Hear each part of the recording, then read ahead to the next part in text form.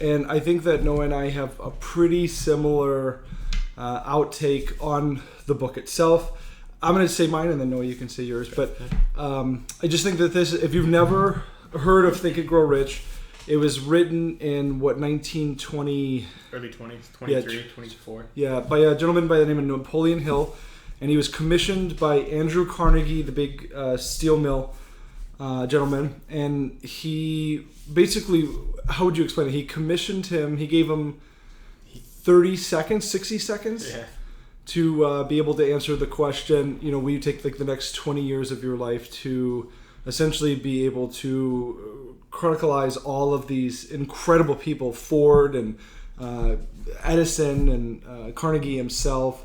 All the greats. All these people that we would never even be able to get a chance to be a part of. And the crazy thing is that this is really along the secrets, the lines of essentially The Secret as well. If you've never read The Secret, that'd be a great book as well.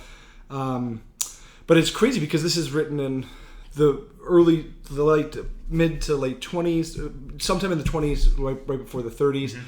So the stuff that he's talking about is like advanced. It's actually probably even more advanced than some of the stuff that people even kind of like. Of yeah, it's crazy. So, I'm sorry. Go ahead. I think that the Bible verse where there is no vision, the people perish. Yeah. I think Napoleon had a vision far past what so many people even have any thought of today. Yeah. Right, and he summarizes it all so well in his books. He's really great. And I think that's important too, that you're talking about the vision. I don't think that's one of the... So we're going to talk about the steps in general today. How many? There's 13 of them? 13 steps. We're going to talk about them individually and what they mean to like each one of us. And again, I encourage you guys to kind of find your own version as well. But, the vision, I think what you said is really important because it's, I think there's just so many people that walk around feeling completely helpless when they're completely in control of their entire lives. But they just don't have a vision or the lack of vision. And, one of the things he even talks about in here is that the mind is almost like a garden. And if you don't plant what you want in that garden, weeds are going to pop up. And I've even heard other people, on different shows and stuff talk about how, if you think about it, like nobody plants a weed. It just pops up. It just pops up. And it's there. Right. If we don't cultivate our mind in a mindset of growth, everything else just always pops in. Yeah. So I think the number one thing to take away from this at a minimum today is that like, and again, I think, Noah and I are going to just share like our personal beliefs, but my belief is that, and it's kind of a weird belief, but that we are, that in my opinion, everything's kind of like destined to be as it will, but that we have complete control over it. Now again, 100%. I really can't explain like how that works, but that like we have 100% control over it, but it's meant to be whatever's meant to be. It's going to happen anyways. And even it's the book of like Kabbalah that talks about how everything's already happened and everything's already written. Just for us to determine what it is. Yeah, it's crazy. Yeah. So I think that the number one thing, and I don't know if you'd agree with me, but like the number one thing is that we have a lot more control over our lives than a lot of people will even. There's so many people out there that'll probably just die thinking that, oh my God, I had such bad luck, or this was just meant to be, or I'm just supposed to be, like this. And they talk about so much too.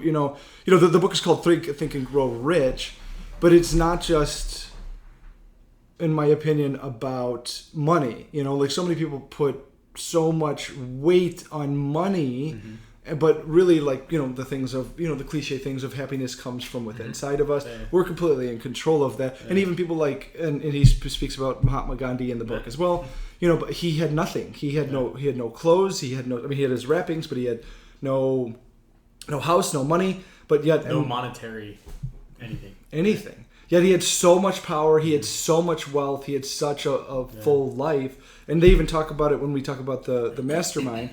They talked about how these 200 million minds together, he had so much power than one of the greatest world leaders, and he had nothing but, yeah. And that I think that's the epitome of the book is influence. Yeah. Right. I think Think and Grow Rich, money is a subset of what happens beforehand. I agree. And I think if you really want to be successful and have a lot of money, you have to be successful in your mind and in your body and the things you're doing before all the money shows up. I agree. What do you think would happen if you didn't do it in that direction? You'd never get the money. I'm sure it's happened at some point, but the likelihood of you striving for success and for money and for the things of the world before you've actually conquered yourself, I just don't know that it's possible. What do you think people put so much emphasis on, money in general? Yeah, money is great, and yes, it'll buy you nice things and it'll let you live a comfortable life. I think that's it. It'll buy you nice things. Yeah. I think we don't have the same vision as a society or as a people as Mahatma Gandhi. Yeah. We don't want to influence people by our actions. We want to influence people by our things, by our cars and our homes. We think that's going to have a bigger impression on people than how we act or why we act. Like, why though? I mean, who cares? I mean, most of the times we just end up trying to impress somebody that we don't even know. Yeah. And it's insane. Like, why there's got to be something inside of us that says like, okay, well, I act like this in front of complete strangers to gain their attention, approval. Yeah. It's crazy. Like, why? I mean, what would even? I think we do it for them in a roundabout way for ourselves. Yeah, like it. When they approve of us, then we can finally approve of ourselves. And I think that's where I think as a society we're so far away from being still and being alone and being quiet. Yeah. That we're always looking to all these other places. We never spend time with ourselves. Yeah. So we don't accept ourselves. We don't even know ourselves. So how could we ever accept ourselves? So that's why it's easier to go buy a $40,000 sports car. Be like, yeah, look at me. I'm cool now. Right. And the person approves of the sports car, then we approve of ourselves. Yeah. And it's kind of weird too, because even like there's somebody that goes out and finances a sports car, and they're like literally going into debt just affording that sports car. It's almost like a backwards theory of you get that approval, but then you end up hurting yourselves. Exactly. But it really just doesn't make sense. Yeah, we just don't care. We just want the upfront little hit of dopamine when the sports car next to us isn't as fast as our sports car. It makes us feel good. Yeah. Yeah, and I mean, there's other books too, like Think and Grow Rich. How to Win Friends and Influence People, Dale Carnegie. And I just think it's about like, the most important thing to any of us is ourselves, and we're constantly going out there trying to, I don't know. Do it for other people. Do it for other people when we just, like you said, we should just be focusing on ourselves. Yeah.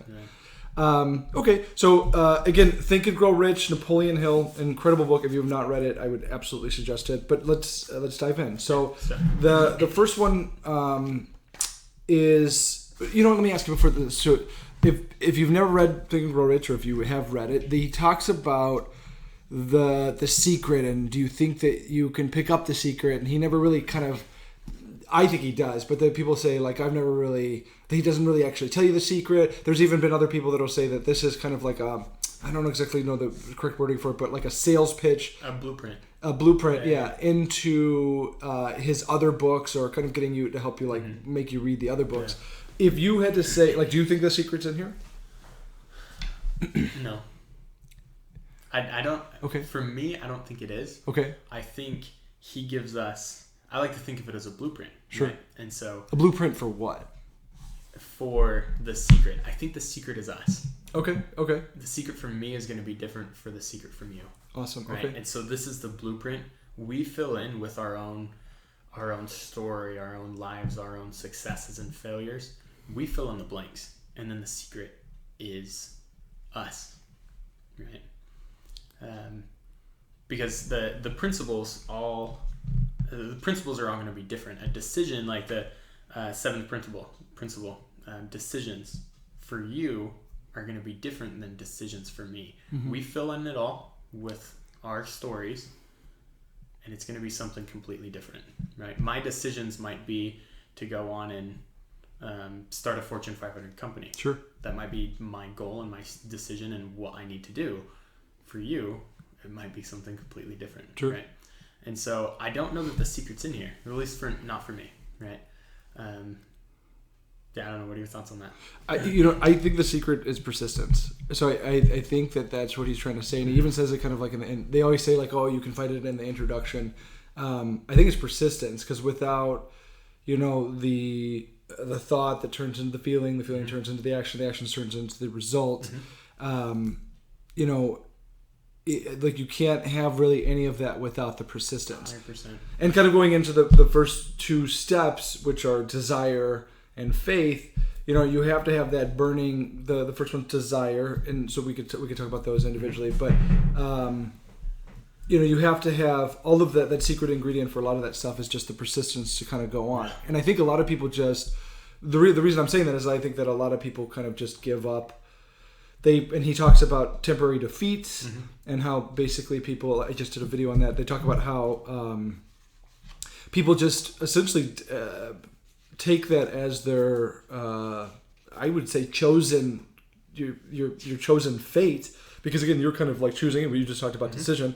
The persistence of really the faith, the desire's there. If you've got a strong enough desire, everybody has one thing or another that they're gonna feel. They really want it. A lot of times it has something to do with material, or it has something to do with like their spouse, or it has something to do with something they just had to have, and they chased and went through all of those no's. But that main ingredient is persistence, throughout that. So I would almost say that that's but that's the cool thing about the book is that, we can all, like you said, we're all individuals. We all want different things. And have you ever read The Secret? I haven't, no. You haven't. It's amazing. So it talks about how, one of the things is they talk about how in The Secret, it's kind of like, I consider it's an incredible book, The Secret. It's actually kind of what started my journey on all of this I call brain food. But they talk about, you can have kind of anything that you want in life, almost like ordering it from like a catalog, like a Sears catalog.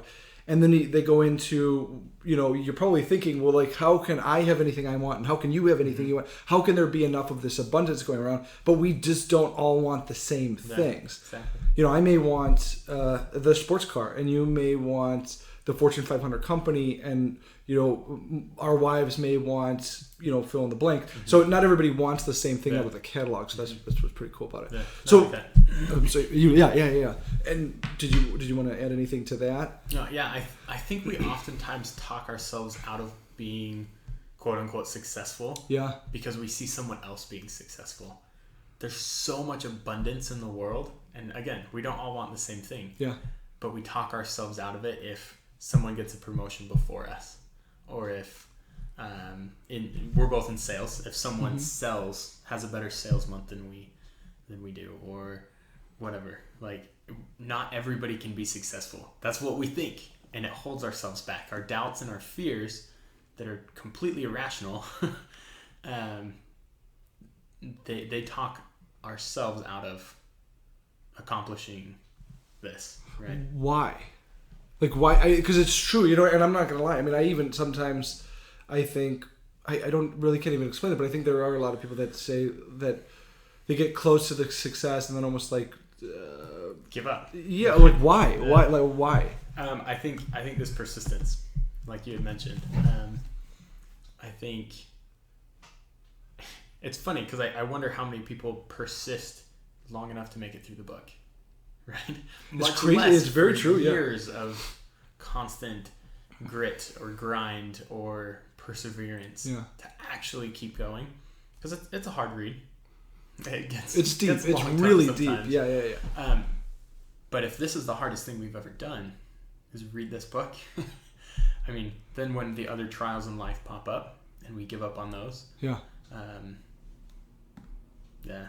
then when somebody else is better than we are, we think we can never accomplish that.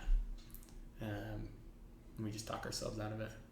I think we're a nation of people who talk ourselves out of stuff. There's got to be a reason, though. There's got to be a reason why.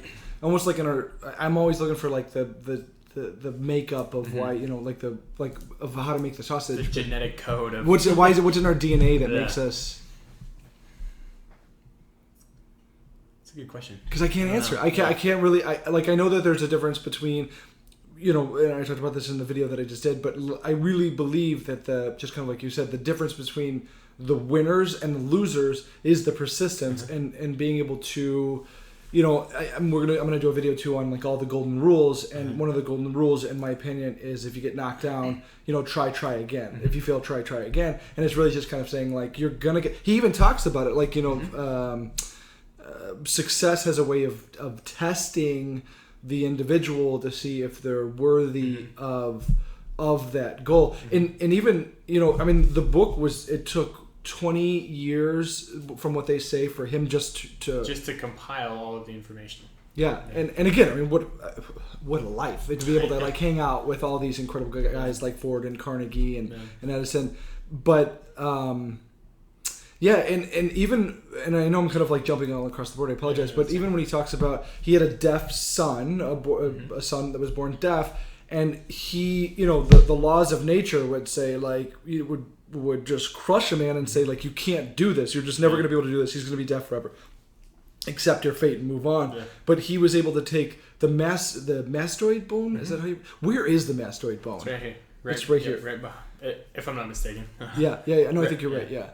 And he was able to like chomp onto it essentially, and then say what he wanted to, and implant these seeds or these desires into his son's brain, and eventually his son figures out the hearing aid and kind of moves on. But and I think it just goes down to, in my opinion, the secret is that persistence. And there's something that we just don't. There's so many times in life that we just allow other people, even these closest people in our lives, I think oftentimes that's who it is. Was crazy, and I think they're just trying to protect us. 100%. But they're protecting us from a standpoint of security, exactly, and safety. Of like, well, okay, if I don't know what's on the other side of that wall, it could be incredible, but it could also be horrible. Let's just figure out. Let's not do that. And I think that's the thing, is that you just have to be able to tone out any of the negative vibes inside your entire world. Here's another thing, I'm going a little off track. Would you say that if let's say you had three choices, it's either a complete world of all individuals sharing it, one, two, you're a part of somebody else's world, or three, we're all a part of your world and you get to make those decisions, and so whatever you want in life, your thought actually dictates how those others react, because they're essentially just in your world. And I'm not saying that we only have one world, like you only have your world, we only have our world, but we all have individual worlds. What would you say would be more of your opinion? Probably the second one. Okay. Me and someone else working together to create. Sure. Right? Yeah. I don't know, the third one, you can have whatever you want. Right? Yeah, that would be nice. Yeah. But where's the growth in that? Right? If all you have to do is say, I want this, and then you can have it. There's no growth in that. And that's what this life is about. At least what I believe. That's what this is. That's what this life is about. And the first one, doing it on your own, I think some of the principles that Napoleon talks about, I think you need other people with you. The masterminds and the 12 or 11, the sex transmutation. Like you need other people. You can't do it alone. Yeah. I think you need a co-pilot. Yeah. You could do it alone. The likelihood that you're as successful as if you partner with someone else. Look at all the biggest companies in the world. That's not just one employee. It's not just one owner who has a multi-billion-dollar industry. Right? Yeah. He works with hundreds or thousands of people. So I think as we partner with people and create those masterminds or whatever, I think it takes us to the next level. Yeah. And it's crazy to think too, because you would think that it's funny, because I traditionally, like when I talk to somebody uber successful, I always want to know. I've started to kind of just trying to, as much as I can, to compile basically. Let's say that usually I ask this question to somebody that's incredibly successful. There's no doubt about it. They've already been there. They're sitting in the king's chair right now. If I asked you, if I was a kid that just came out of college, I wanted to start my business, I was really hungry, what are the top 3 pieces of advice you would give me? And there are a lot of times those that's one of the steps is you're going to need other people to be able to grow. Yeah. And it's really kind of funny too, because it's like, somebody that had a lack of abundance mentality, and I think we all do at some point, that's why we've got to kind of talk ourselves out of it, but we'd think like, well, gosh, the more people I have, the less profit that I'm giving away. So if you want to talk about a little bit about that, of why you think it is important to have more people like a mastermind. Yeah, I think it's super important. Even outside of a mastermind, I think collective ideas are the most powerful thing, and they will for 100% of the time generate the most revenue. I think 100% of the time, sure. I believe that. But if you're trying to go at it alone, I mean, we're all smart to some degree. Sure. But when we put all our ideas together, they really take off, right? And so trying to do, for example, I have a friend who owns a small marketing business. Okay. And he and his wife run this. They have a truck and a trailer. They travel the United States. It's actually pretty cool. It's amazing. Yeah. But it's just the 2 of them, and they're doing the sales side, they're doing the marketing side, they're doing the administrative side, they're doing all of it. And I always try and talk my friend out of doing all of it, because when he could be out going and generating revenue, creating leads and closing sales, what he's good at. From what it sounds like, what he's good at, he takes phone calls sitting in his trailer when he could be paying phone calls for like, hey, there's this bug in the system. Can you please fix this? Sure. It takes him an hour or 2 to fix it. He could pay somebody $20, $10 an hour to go and fix that problem. Sure. And he could go out and generate $10,000 in that same 2 hours. And so it's our mindset that I think is off, that it's too expensive to hire somebody for $35,000 a year. We think about the $35,000. We don't think about the $500,000 that we're missing out on because we're spending our time penny pinching on the 2 hours. Yeah. Right. Yeah. And so, I think if we were to shift that mentality and say, okay, screw it, I need a business loan of $50,000. I'm gonna hire somebody and I'm gonna be persistent and grind for 2 years and just close and just create new revenue and new income flows. Sure. Then the 35 is like nothing. Yeah. Right. Yeah. But we get so caught up on the little things that are happening. Even not just in business, right? I think in life that we get caught up in, oh, I woke up 10 minutes late. I guess I'm gonna have a bad day. Oh, I'm sitting in traffic. I guess my day is ruined now. Oh, the coffee machine wasn't on when I got to work. So much for a good day. Yeah. Right? We get caught up in the 1% of things out of our 100% of our day, but we let the 1% ruin it, and all the time, right? I don't know. Does that make sense? It makes total sense. I mean, and again, I'm like, it would be kind of go back to like why we do that, and I think that fear and doubt. Fear and doubt of what? Of, I think, either both success and failure. I think we don't know what we would be like if we closed $500,000 in sales, or if we actually attained that success, whatever it is, right? We don't know how we would act. So we're afraid of what we might become, but we're also afraid to go out on a limb and hire somebody in order to try and create that. Yeah. Right? We doubt ourselves that we can handle this, but we fear that $20,000 a year is too much to hire somebody. Yeah. Right. And I think it goes back to, as beings, we're just, we're looking for that security. Mm-hmm. And I think that's where, it's crazy. And it's so funny because and I always talk about this all the time, is that we feel that we're so important and we're so advanced. And yes, we are. But we're really just incredibly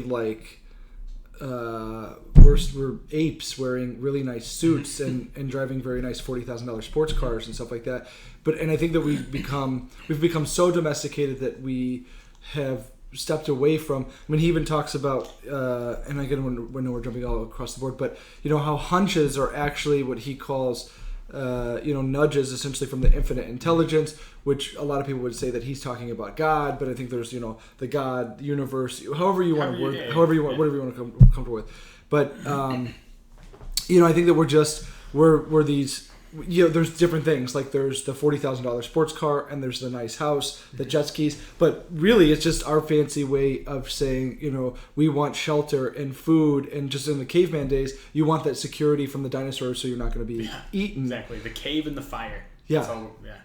And again, I mean, anybody that's probably listening to something like this is definitely been exposed to people like Tony Robbins, and he talks about how people, I think, people will move further from...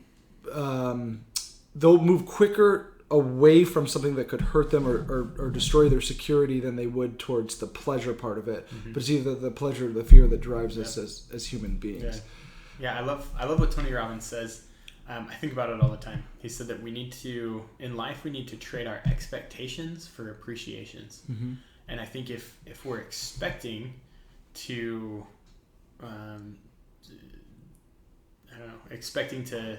to find success, but we fall short and we're only halfway there, we need to appreciate it. Yeah. And I think that's one thing we fall short on all the time, is being grateful for what we have. Never being satisfied, but being grateful. Yeah. Right? Always pushing and always striving for more, but at least being happy and grateful for what we have. Yeah, and I think, so I've told you this before, but, my philosophy on all of this stuff, The Secret, Think and Grow Rich, all of these incredible knowledge books, is that thought is the key, which unlocks the reality of your wishes. And then traditionally there's 5 different rules. One, you got to believe it. So you really have to believe, which then creates the feelings then creates the rest of the action, the results.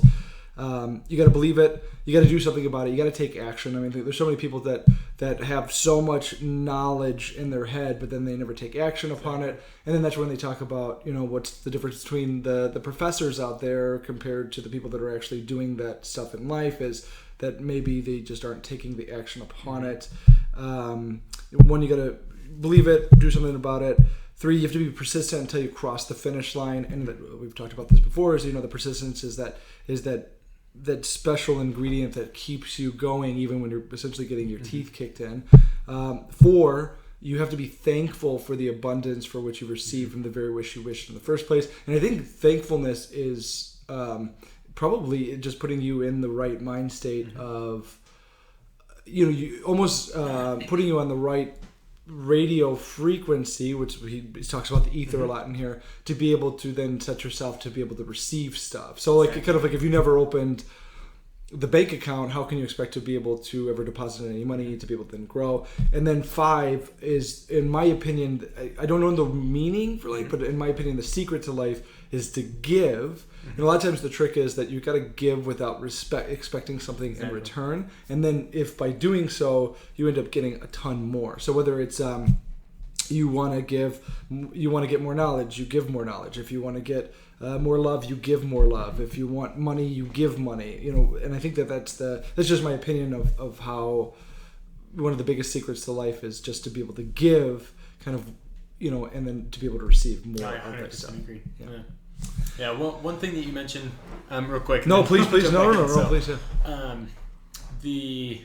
I don't know how to pronounce it, but the word desire, which I think all of this comes down to what you're talking about, belief, right? The word desire broken down in the Latin. It comes from the Latin. I never know how to say it. I think it's des ides. Okay. Meaning, and it means from the Father above, or from the heaven above. Right, and so that little nudge that you were talking about, right? Yeah. I think the desires that we have aren't from us, and I think it's our responsibility to act on those. Yeah, that's wild. Yeah, because it's not from us. Yeah, I think the greater intelligence has given us those things. Said, go get it. I want to see what you can do with it. Yeah, right? And then I mean, what would you say? The infinite intelligence, to keep it general. I mean, what would be the benefit of the infinite intelligence to give us those nudges to then be able to go out and get that? And what is the benefit to that infinite? I think you summed it up in the secret, your secret, right? that as he gives more, he receives more, or he or she, or the greater intelligence, right? Yeah. The greater intelligence gives, they receive. Yeah. Yeah. It's amazing. Yeah. Well, and I think that's the thing is that there's like so many people out there that don't realize how big of a gift life itself is. And and it's funny, I talk about, I'm like, thank you so much for like for at least giving the chance to live, and even the hills and the valleys and the dips and the ups and downs and stuff like that. I've talked about it in videos too about failure is a really good thing as long as you learn from it. It helps us grow and stuff like that. But there's just too many people out there thinking they're almost reactive rather than proactive. Something happens to highly effective people, but they just don't realize that this is like this incredible gift that we've been given. And even some of it's crazy. I mean, you can fill in the blank of whatever whatever you feel about that, but it's just it's an incredible journey, and it's an incredible life. And if you really just apply a lot of these principles, it's funny we've talked a lot of them, but not in order. Yeah. But that's just my opinion. It's a gift, and I like you said, I think that the Infinite Intelligence would want us to expand upon that and think about it. What can we do to benefit our other man, and even things like it's funny because I'm always like talking to my kids about they'll be outside and they want to step on an ant, and you're like no, you can't do that because you don't have the choice to. Yes, he's a much smaller creature than you are, but we don't have the choice to take away from that little thing. And again, going back to, we're just all fancy cavemen in suits. So let's talk about it. So let's talk about desire. So that's the first step. So we'll get into the 13 steps. So desire. So what does desire mean? What does it mean to you? How have you applied it? We'll go through each step. So I mean, I kind of already explained where it comes from, the roots of the word, and in my life. So I'm in sales, and I train guys in sales, and that's one thing that I think is missing from the desire. Yeah, not just from sales, but I think from life. Is that people, just like you said, like we just kind of get caught up in our 9 to 5, 40 hours a week. How does the saying go? 40 hours a week for 40 years for 40 grand a year. Right? We get caught up in the daily monotony of all of it, and then it just becomes life. Yeah, like that's what it is. Yeah, there's no more fire. There's no more passion or desire. There's nothing there. Yeah. We're just doing it because that's what we cavemen do, right? We go out and collect meat and bring it back because that's what we do. Right. But that's not what we do. Right. Yeah. Like I think I know there's so much more to life than that. There has to be. Yeah. The greater intelligence wouldn't put us here for us just to have a crappy existence. 40 yeah. Right, yeah. I think the greater intelligence wants us to accomplish and to progress and to be better than when we started. Yeah. Right? Yeah. And that's why he's given us the greater intelligence has given us what they have given us. Yeah. Our desires. Because without them, all we do is 40 again. Right, just like you said. So.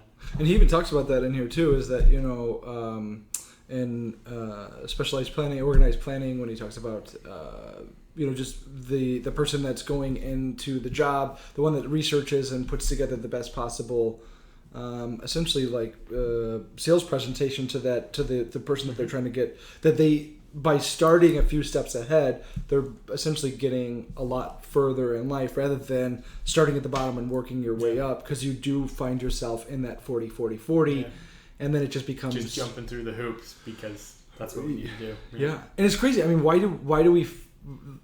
I guess just because it's just that there maybe isn't that desire, or that there isn't... But why would we just accept that? Maybe because we just haven't, I don't know, we haven't done, I think there's a difference between somebody like you and I compared to somebody that's just going to sit there and watch TV all day long. Not that there's anything wrong with TV. But just like your brain is a muscle, very similar to your bicep, if you're not working it out, the weeds pop up, right? The weeds pop up, yeah. Yeah, it's interesting because I think I just completely lost my train of thought. But no, it's okay. It's okay. Yeah, I don't know where that thought was going. No, it's okay. I think that the thing is, though, too, is that we have to have the desires in life to be able to continue to grow of what we want. Mm-hmm. And again, the cool thing is that you could have whatever desire you want, and that's the greatest thing about life is that, if you walked into Baskin Robbins and they only had vanilla, eventually you're not going to even want ice cream anymore because it's just the same.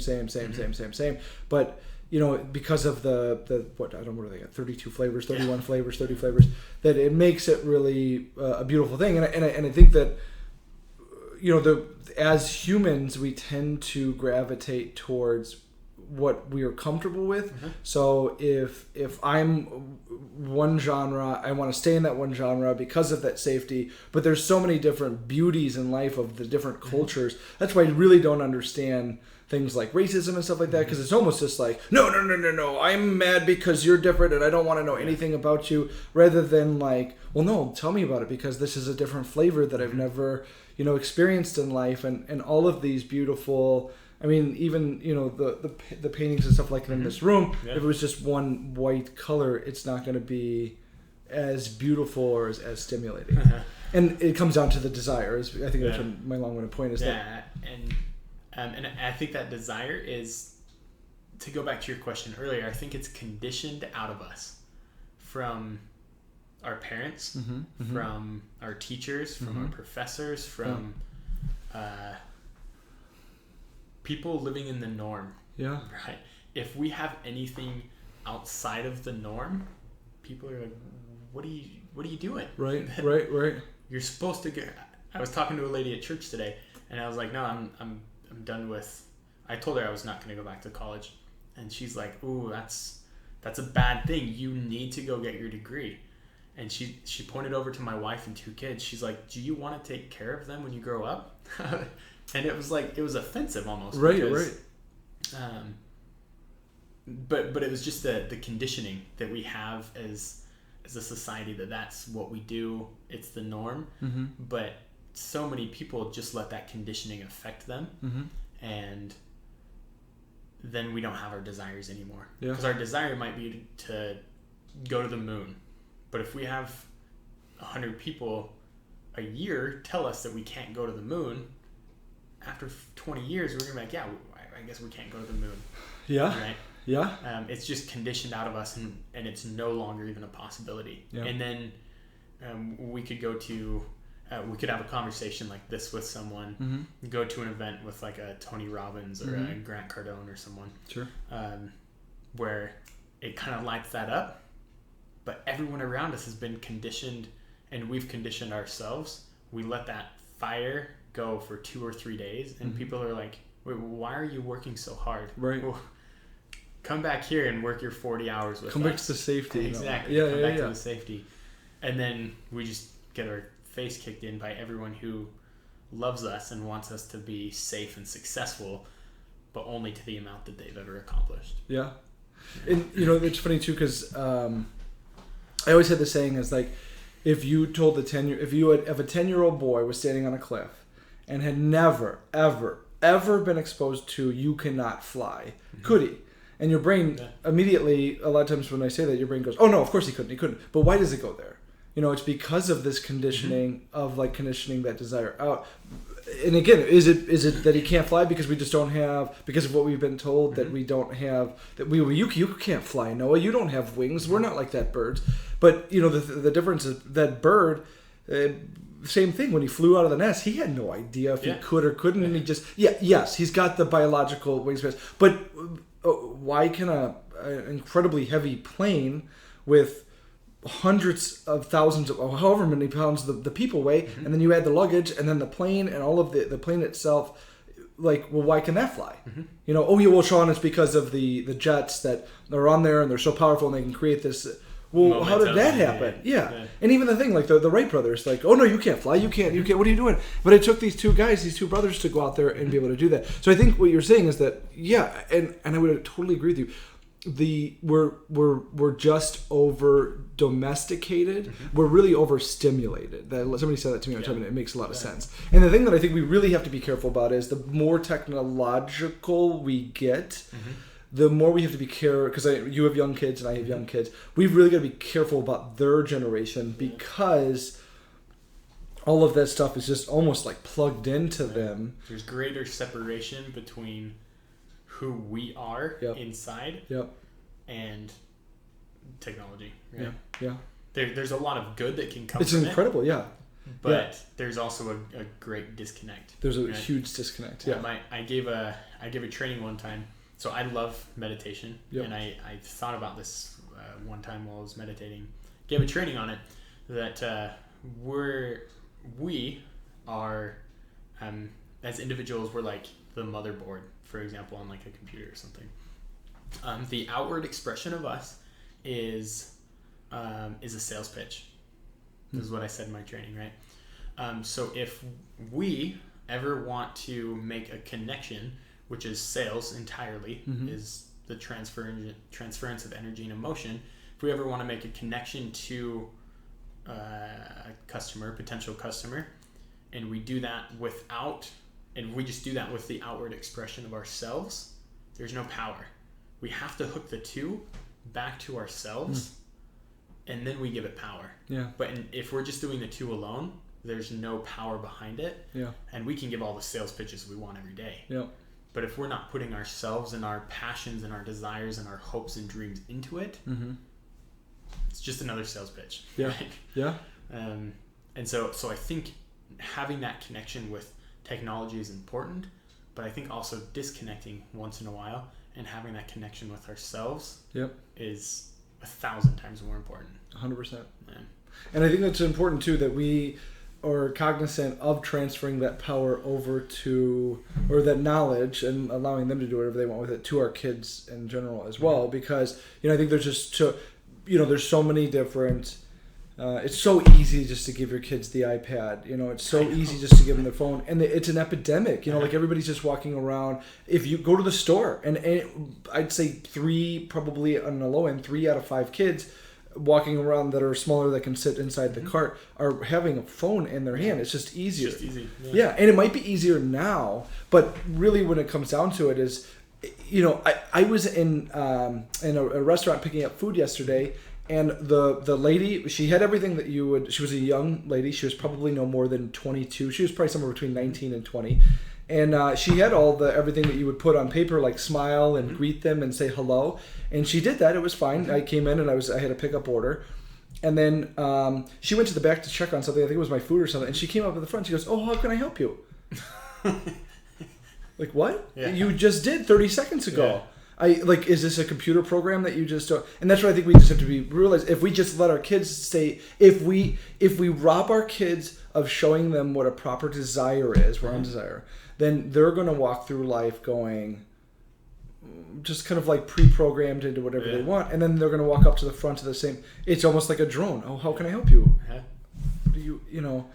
So step one is desire, and I think that I think there's a reason that that's step one, is that you can't build the campfire. You can't build the campfire until you actually have that thought of collecting that wood. And then I think step 2, faith, is what really kind of lights it on fire, at least lights it on fire. So is there anything else you want to add to desire before we move on to faith? No, I'm sure we'll go back and forth. Yeah. But no, I think faith is that principle of action that is needed for everything, right? And this is step 2. So we've got desire, now we'll start talking about faith. Without the faith, it's like and I think again that's a big disconnect between the desire and actually accomplishing it.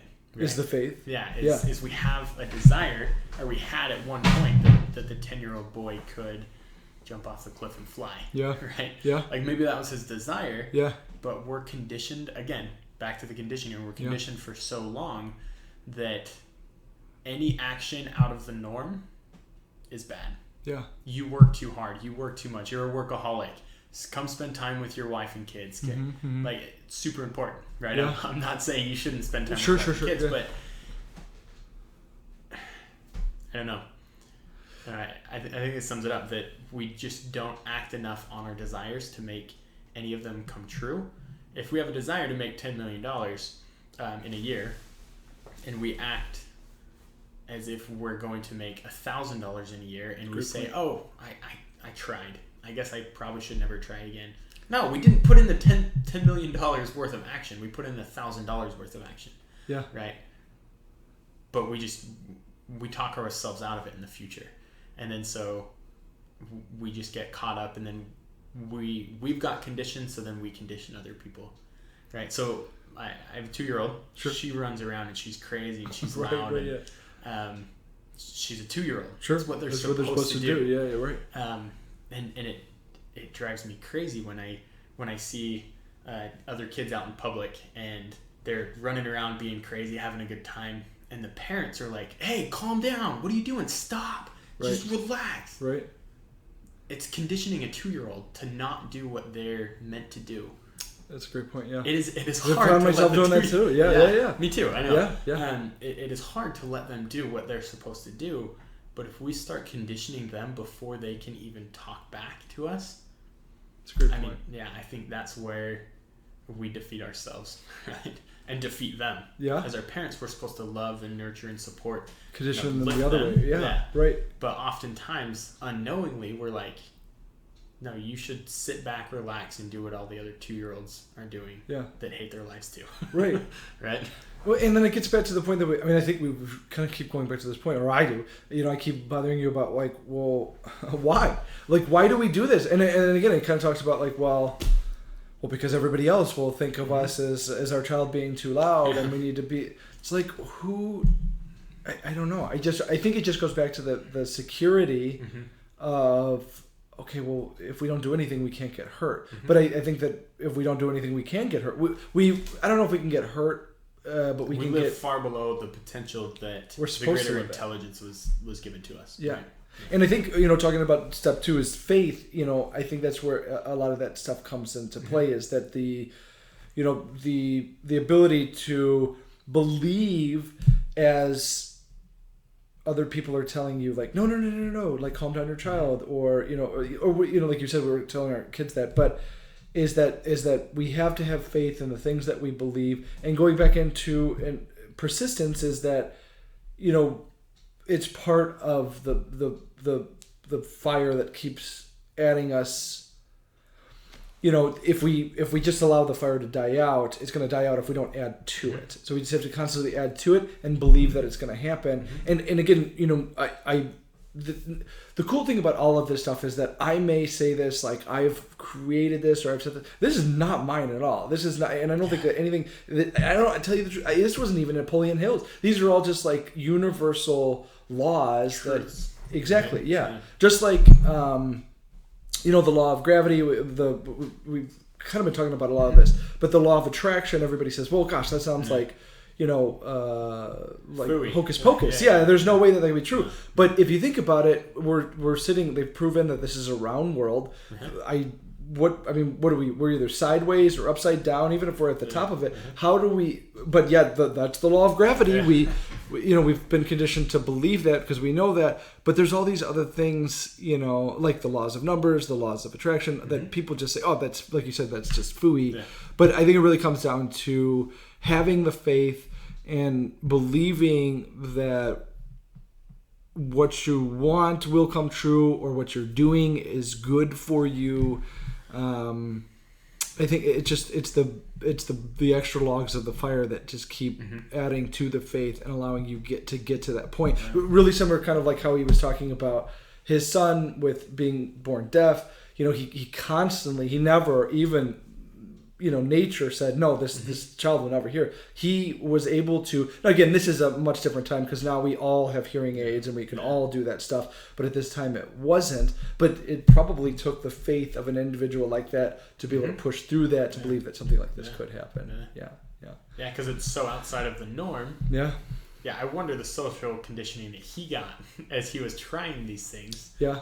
That someone without ears, I mean, it was, I'm sure it was pretty apparent that he was out of the norm and that he was a crazy guy, right?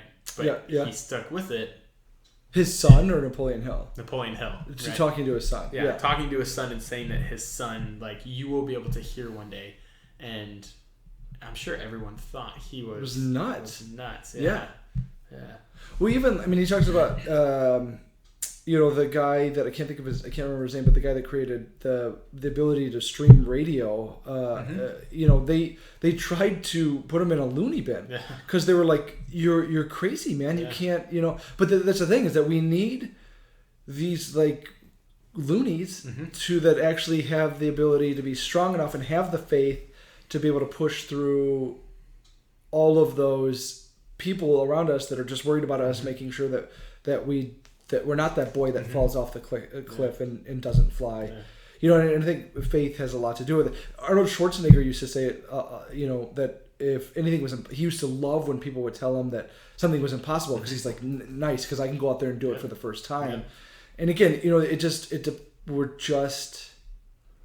you can either choose to be a walking drone and stay inside your security egg for the rest of your life and never get hurt, or you can go out there and figure out how to, make the best out of life in general. Yeah. And achieve and accomplish. Yeah, 100%. Okay, so now the third one is auto-suggestion. If you want to kind of tell me what your view is of auto-suggestion. Yeah. So third one, auto-suggestion. We've talked about desire, faith, now auto-suggestion. Yeah, I think it's super important, again, getting to know ourselves. Agreed. Right. Without understanding who we are, how we're going to act, the faith and the desires, right? Without having the previous two, I don't think it matters what we tell ourselves. Sure. We just kind of, like, we're just telling ourselves to tell ourselves things at a certain point. Right? Sure. Yeah. I think having that desire, and then acting on it, and then telling ourselves, even when times get hard, through that faith, I think it's super important to then keep it going. Yeah. Right. I think the auto-suggestion, just like you mentioned earlier, putting more logs on the fire. Yeah. Telling ourselves, yes, it's okay. This is really crappy. This is really hard. I just have to persevere. Yeah. I just have to do it. And he talks a lot about basically the conscious and the subconscious mind. And I think this is really where it's cool, and I don't have a cool clipboard to show you, but he's basically talking about... Yeah, while you're pulling that up, I think I read a study one time that 90% of what we do as humans is from the conscious mind. It all stems at one point from the subconscious. Sure. But our habits and the things we do oftentimes are in the top 10% of the conscious mind. And when we want to be one of the crazies and get out of the norm and actually accomplish something like creating the radio, we have to get out of the 10%. We have to get out of our own minds and into the subconscious. Otherwise, we're stuck in the 10% with everybody else. Right? And the crazy thing too is that, like the 10% that are the loonies, that are able to do that. It's so funny because then when it is accepted, like, okay, we can do this radio thing. Then everybody benefits from it, and then it's just a norm thing, and then it moves into the security of, well, of course we can do a radio, or of course we can do this stuff. So it's crazy that. Would you say that we all have the ability to be part of the 10%, but we just choose to be part of the 90%? No, sorry, it's flipped, right? So we spend 10% of our mind is the conscious. Gotcha. The 90% that we never use is the subconscious, which I think we need to be part of the 90%. We need to use the 90% that we're not using. I I think we all have that ability, though. Right? Okay, good. Yeah. I think we just don't because we're so caught up in just being in the 10%. Of that security kind of thing. Yeah. And so, what's his name? Guy who first ran under the 4-minute mile. I know who you're talking about. I can't think of his name, but I know. Yeah. And it was impossible. Nobody can do this. We're not even humans. There's no way we can run this. Yeah. And now there's thousands of people who do it. Right. Like high school kids. Yeah. It's just not that hard anymore. It's not because like it wasn't over the span of 40 years biologically we changed. Yeah. We've been the same humans from the time we were in caves, right? Right. It was just mindset. Yeah. We moved out of the 10% of our conscious mind saying that we couldn't do it into the 90% of the subconscious where miracles happen. Yeah. For example. Right? Yeah. When I think that's the thing is that it takes a lot of those loonies to better our lives as the rest, because in my opinion, we can all be part of being able to use, the subconscious to be able to benefit us, but people just are worried about that security. And again, I don't know if you guys can actually see this, but they talk about, I don't know if you can actually see that, but how this is the body. Thank you. And the top part is the conscious, the bottom part is subconscious, and the rest is your body. I'm sorry, the top is your head, the conscious, and then the subconscious, and then the body. And that, he talks about how we can pile all of this this information, as far as education and knowledge and books that we read into the conscious, but then, only allows what fits into there's only certain different things that will kind of how does he put it? The conscious is the gatekeeper to the subconscious. And then, I think there's just so much. Would you say, like when they say we only use 10% of our brains or whatever that saying is, that they're talking about this other 90% that we could be using is that subconscious? Yeah, I think so, yeah. And there's so many different times too, like that there's all of this stuff that we don't even realize that are being put into our subconscious of somebody being negative or the different thoughts. And in my opinion, I don't even watch the news because I feel it's just poison to your brain because, we allow what we think can grow rich. We allow everybody takes that rich part as is money. And so we focus so much on the money that these goons, if you will just sell us whatever we want as long as we keep buying it. And if it bleeds, it leads. If it bleeds, it leads. So people, if we just keep buying it, whose fault is that? Really, Is it their fault for being the evil ones that kind of just feed us all of this garbage, or is it us for watching it? Right. And that's the thing is that you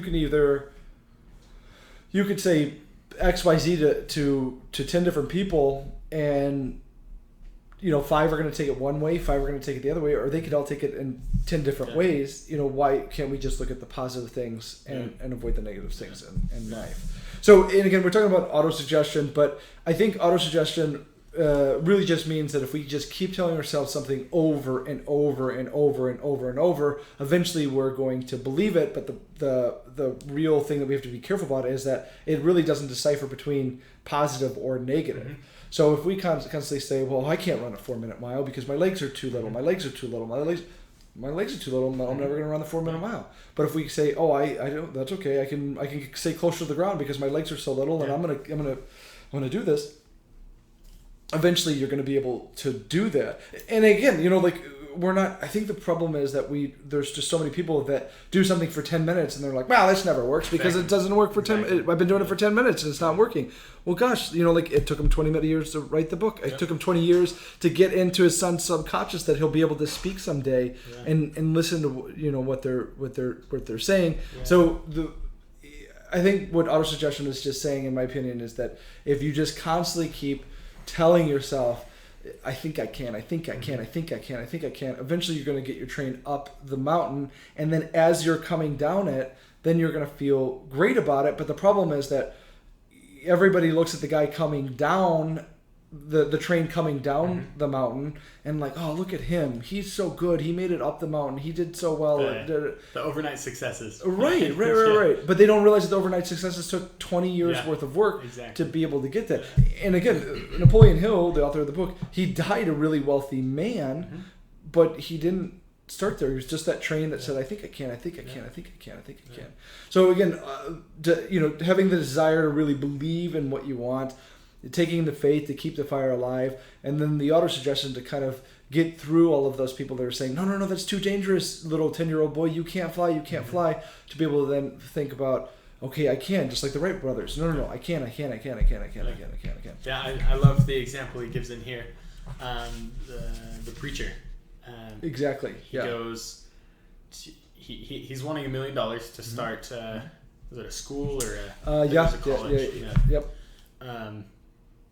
Didn't know how he was going to do it, so he goes to put on a speech. Yeah. Right. Looking for donations. For the $1 million. For the $1 million. Yep. And then he forgot his notes that he had written for the previous. Spent like the last 2 years kind of working on the speech. Yeah. He made it to the courthouse or the chapel or wherever they're going. Realized he didn't have his notes, and he said it was the best thing not having had his prepared notes, because then he could talk, not all of this other stuff that everybody was telling him that he should say. Right. He should talk, and he did talk, and then one man came and gave him, he believed in him, said, yep, here's $1 million, come meet me at my place afterwards. Yeah. But he told himself, over a long period of time, I'm going to get $1 million. Yep. And then he did.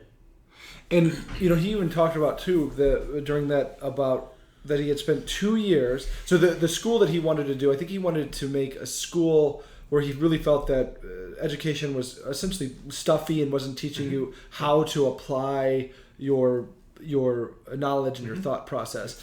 But he talked about how he spent 2 years doing that, and then when he had a definiteness of faith, his definite chief aim. Yeah. Within a week, he had the money that he was working on for the last year. So, and I think that's really what it's about too, is that we have to be able to, if we don't believe it, nobody else is going to believe it. Yeah. And if we don't have that, that desire, that faith, and then be able to, through auto-suggestion, or what he calls self-suggestion as well. I don't think he says, I've heard that somewhere else, but, just being able to repetitively beat it into our head, and at the same time kind of go over, putting it in your head. We actually missed kind of a big part in faith when he does the 6 different steps of. I'm actually gonna. Let me see where that's at. So I think this is really important to bring up. So. Probably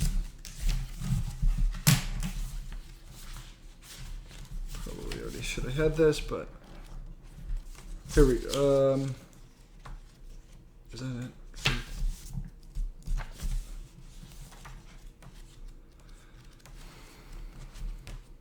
Here it is.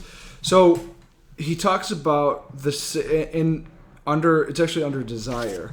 So he talks about the 6 steps. So he first says, and this is on page 57. I don't know if it's in the same on all the books. Yeah. But so I'm just going to read this. I apologize for just reading this out loud. But so he says, the method by which desire for riches can be transmuted into its financial equivalent consists of 6 definite practical steps. And this is the different ones. And he actually talks about moving, because we're talking about auto-suggestion. He talks about how what you want to do is you want to, and I'll read this in a second, but you want to write this down and then repeat this 2 times a day and really beating the auto-suggestion in your head over and over and over.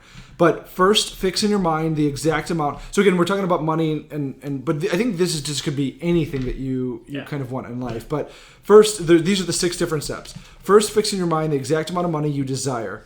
It's not sufficient merely to say, I want plenty of money, but be definite as to the amount. There is a psychological reason for the definiteness, which will be described in the subsequent chapter. Second, determine exactly what you intend to give in return for the money you desire. There is no such reality as something for nothing. And he talks a lot about that too during the Depression, and how that was just kind of a pop, essentially, if you will, of people... kind of like the equivalent of just like the universe having, that's enough, of everybody kind of wants something for nothing. And I think that's the thing is too, that we always look at that person, like you said, like the overnight success of, oh, well, he must have got lucky or he must have had a break. And he talks about this in the book. But it's really, there's no such thing as something for nothing. And going back into the giving part, and opinion that, again, that's just my opinion of like what the secret to life is that, I don't know, not the meaning, but the secret is just to give. And same thing, like look at the Mother Teresa's in life, like she just gave and gave and gave and gave. And she doesn't have, and I think that's, by structure, she doesn't want all the material things. She doesn't have the material things, but she has this. I mean, she's essentially almost upon like sainthood as far as like what you get out of life. So it's not just about money. It's only going to be so far you can do that. Third, establish a definite date when you intend to possess the money you desire. And that's the other thing too, is I think that we can have a lot of this stuff, and a lot of people put in the what's the way I want to put it? They put in the efforts, but they're not clear enough about what they want, so they really don't know what exactly they're working towards. And I always, in consulting, I used to talk about like Michael Phelps is like, if they just told Michael Phelps, just swim, we'll tell you when you get there. It's a much different thing than if Michael Phelps could say, close his eyes and picture if he's got to swim 50 yards or 75 yards, what that is and what that feels like and what, where that's at. And they've even talked about, the scientific things experiments that they've done of where they'll hook everybody up to like the mind, where everything, and the person, the runner or the swimmer or the fill in the blank, if they see themselves doing it, like running, those same muscles are firing constantly within there. So it's crazy how just because we're not clear enough about what we want in life, that we kind of walk around going, well, gosh, it didn't work, After the 10 minutes that we tried it. Exactly. Right? Yeah. I think we're all so caught up in instant food, instant messaging, instant medication, pills, everything. Instant everything. That's not success. There's no overnight successes. Yeah. Right? It's grit, it's grind, it's persistence, it's years of faith and desire. Yeah. And the 3 principles we talked about so far, faith, desire, and autosuggestion. Yeah. It's years of that. Yeah. Not just the instant, right? And I think too, I think you're right. It's not just about, I think we're always looking at the prize. We're always looking at, well, I got that $40,000 sports car. And then we drive it around for 6 months and we're like, it was kind of lame. But it's all about, it's a silly way to put it, but that Miley Cyrus song where it says, it's all about the climb. It's really about that's really where the excitement's at. That's where all, that's where the growth happens. I think that's like, I have some pretty big goals in my life. One of my goals, so I'm 24 now, one of my goals is to have $10 million recurring revenue yearly by the time I'm 35. That's awesome. It's a freaking impossible goal. I don't know how I'm going to do it. I'm going to do it, but I don't know how I'm going to at this point. But I think we talk ourselves out of it so much, and that we just want the $10 million revenue recurring annually, right? Yeah. We want this, but we don't want the next 11 years of what it's going to take to get there. Right. Right. Yeah.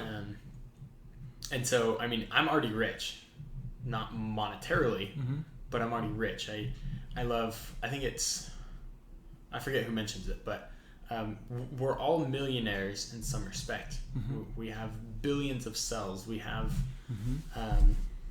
we've all taken a breath over 1 million times. Like, we're millionaires in something. We've seen 1 million different things. We're all millionaires, but nobody says they're millionaires because the only thing we think we need to be millionaires in is money. Yeah. And the likelihood that every person in the world gets, in our minds, that every person in the world gets that $1 million. No.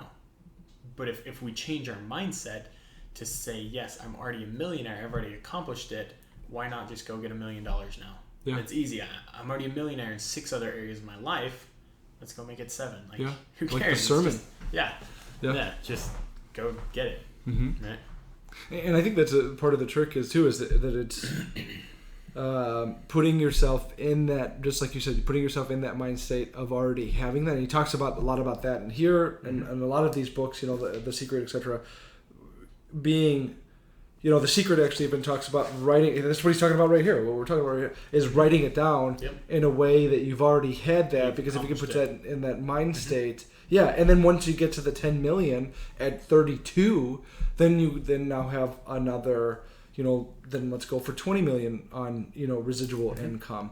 And the trick I think too is that, gosh, I don't remember where I heard this, but there's always going to be someone out there that's going to outproduce you. 100%. There's always going to be somebody out there that you're going to outproduce. So going back to the gratitude part is that, if you're constantly thankful for the abundance for which you've received in my step 4, again, this isn't mine, this is just how I'm wording that, but that you are putting yourself in that mind state to then be able to say, well, gosh, I can do $10 million a year, residually. And the trick really is getting comfortable thinking in the past and the future, if you will. And that's why I think that's great that you do that. And again, I mean, there's no way that when I first met Noah, I would have thought he was like, he doesn't look it, but I would have thought like knowledge-wise he was like 55. It's crazy how advanced you are and how well aware and you're so much further ahead than so many other people in your stage. And I think that will only I appreciate that. Yeah, I always try to be. I always look up to people like you as well. And I look up to people like you. I might be older, but I look up to right? people. Yeah. And I'd say the same thing, about you. I mean, I think that's why we're sitting here doing this video. Yeah, I appreciate that. So the fourth, create a definite plan for carrying out your desire and begin at once, whether you're ready or not to put this into action. And again, I think that action has a big part to do with it, because if you don't take the action, kind of what we're talking about, if you split the mind into a conscious and subconscious, you can put books like Think and Grow Rich into your head as much as possible. But if you don't do anything about it, it's just going to sit in the conscious. It's never going to be able to take action onto those things. Fifth, write out a clear, concise statement of the amount of money you intend to acquire. Name the time limit for its acquisition. State what you intend to give in return for the money, and describe clearly the plan through which you intend to accumulate it. And again, I think that Napoleon's just trying to get us to be as clear as possible about it. Yeah, because the more clear, more specific we are about it, the more likely that we can picture that in our minds, the more we can be thankful for the past in the future, if you will, and the more likely to get that 10 million. And I think it goes back to the first principle then, and it helps with our desire.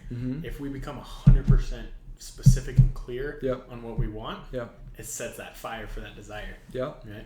And then you add the faith into it and back everything up with the auto suggestion, and then it just hitting it in the subconscious. Right? So poking it. I know I just did a video about persistence, and essentially if I had a paper bag and I just kept poking away at the middle, poke. If I do 3 pokes, it might make a tiny little dent. But if I just keep poking and poking and poking, eventually it's going to get whiter, and I'm going to poke my finger right through it. And I think people just go, poke. Well, that didn't work. And look at that guy. He's an instant success. But that guy just kept poking at the bag day in and day out when everybody was sleeping or whatever the case might be, to be able to poke through there. And then 6, read your written statement aloud twice daily, once just before retiring at night and once after arising in the morning. As you read, see, and feel and believe yourself already in possession of the money. And then he talks here, it is important that you follow the instructions described in these 6 steps. It is especially important that you observe and follow the instructions in the 6th paragraph. And he's just talking about the repetition of it, the persistence of being able to go through it and go through it and go through it. So we've talked about desire, we've talked about faith, we've talked about auto-suggestion. Is there anything else you want to add before we move to the fourth one? I think we're good. So the fourth one is specialized knowledge. So specialized knowledge, what does that mean to you? What would you say that it is? How would you describe it? I think it's super simple. What's the saying? To be jack of all trades, master of none. Yeah. I think that's what we want. We poke at one bag for 2 or 3 times, and we're like, that job wasn't for me. Let me go try this job. Let me go try that job. We never actually stick with anything. Yeah. And so we have a lot of experience, but it's all really shallow. It doesn't actually mean anything. We're an inch deep and a mile wide, but what really needs to happen is be a mile deep and an inch wide. I think if we master one area in our lives at a time, we can master a lot of different areas, but not all at the same time. Sure. Right? If we master one area and then grow and expand on that, I think then we'll take it to the next level. Yeah. There's a great consultant. His name is Sam Ovens, and he specializes in And he did a video one time where he talked about how the grass isn't always greener on the other side; it's greener where you water it. Exactly. So, that was like almost life changing when I heard that, because it was like, well, it's true. I'm you know me. I mean, I like the lawn, and it's I'm constantly, if I'm out there like really catering to it or watering the lawn, I'm gonna have the greenest lawn in the block. But again, it's not because I just walk out there and and it happened. There's a lot of different steps that go into it, but it's really just about specialized knowledge and knowing where you're. Like you said, I mean, the going back to Tony Robbins, the repetition is the mother of skill. So the more that you just kind of like keep watering your grass, as Sam Ovens would say, that the greener it's going to be, and then the more likely you're to be able to put yourself in that position of the overnight success guy. Yeah. One thing I love about Sam Ovens is that he, in his trainings and things, he's very specific. Very specific. Very clear on what you need to accomplish. Yeah. Right. Yeah. It's not just, this is how I'm going to help you make $100,000 this year. It's, what do you want, and I'm going to help you get it. Yeah. Right. Yeah. And I love it. Specialized knowledge. Yeah. Yeah. I think it's really important. Yeah. And the thing too that he talks about in the book is that the more, like kind of like the infinite knowledge of the universe, it'll give you whatever you want. You just have to be very clear about it to be able then to move into the things that you want in life. And the easiest way to do that is just keep focusing on one thing and one thing and one thing, and then before you know it, people are coming to you just like they are to Sam Ovens about that specialized knowledge that he has to be able to help him kind of move in there. And the thing too is that like if he was, his thing is broad in the consultancy part of things, but he's focusing on that one thing, that specialized knowledge of the consultant part of things, and he's not talking about 10 other things. He's just getting better and better. And if you know anything about Sam Ovens, he's constantly looking at like, how do I improve on this specialized knowledge? How do I get better and offer a better program? And one of the things too that he is really big on, and I think everybody should be, and I think a lot of people aren't, is that how do I give you more value than I'm asking for in return? And I think that's really a big part of like what a lot of people are missing, is that they're constantly looking at, let me get something for nothing. And then I just want to make a bunch of money. And again, Napoleon talks about that a lot in here, is that it just doesn't really even, it doesn't happen. And that again, he kind of going back to the Depression, he talks about like how that's essentially a pop that happened because all these people were looking for something for nothing, when you could just be looking at, how can I give you so much value that you can't say that there's no buyer's remorse. Right, exactly.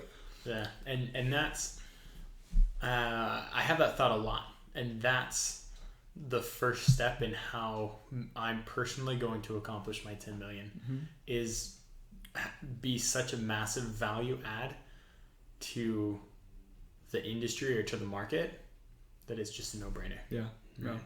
And I think that's great. And like you said, I think that there's just so many people that do focus on, they put that desire and they put that faith and they put that auto-suggestion in something really hard for 10 minutes and then it just doesn't work out. And then they're like, well, gosh, let me just move on to the next thing. Let me go spend more money on the next Sam Ovens. Right? See if that one works. Yeah. And he even talks about it in this video. You can find it on YouTube, but he talks about how, like the longer you do something, he was kind of talking about like the 6 or 7 year break, that's really where those overnight successes happen. Yeah. And then, Napoleon even said that when you are, he says money consciousness, that's how he words it.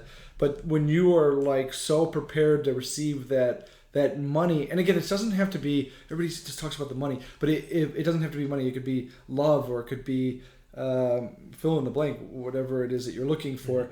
When you put yourself in that consciousness, in this case money consciousness, that it comes to you so fast that it's like overwhelming. But again, it's not coming to those people that have been doing it for 10 minutes and giving up, because fate's almost kind of testing, are you really worth their wit? Right? Yeah, are you worth this, what you're looking for?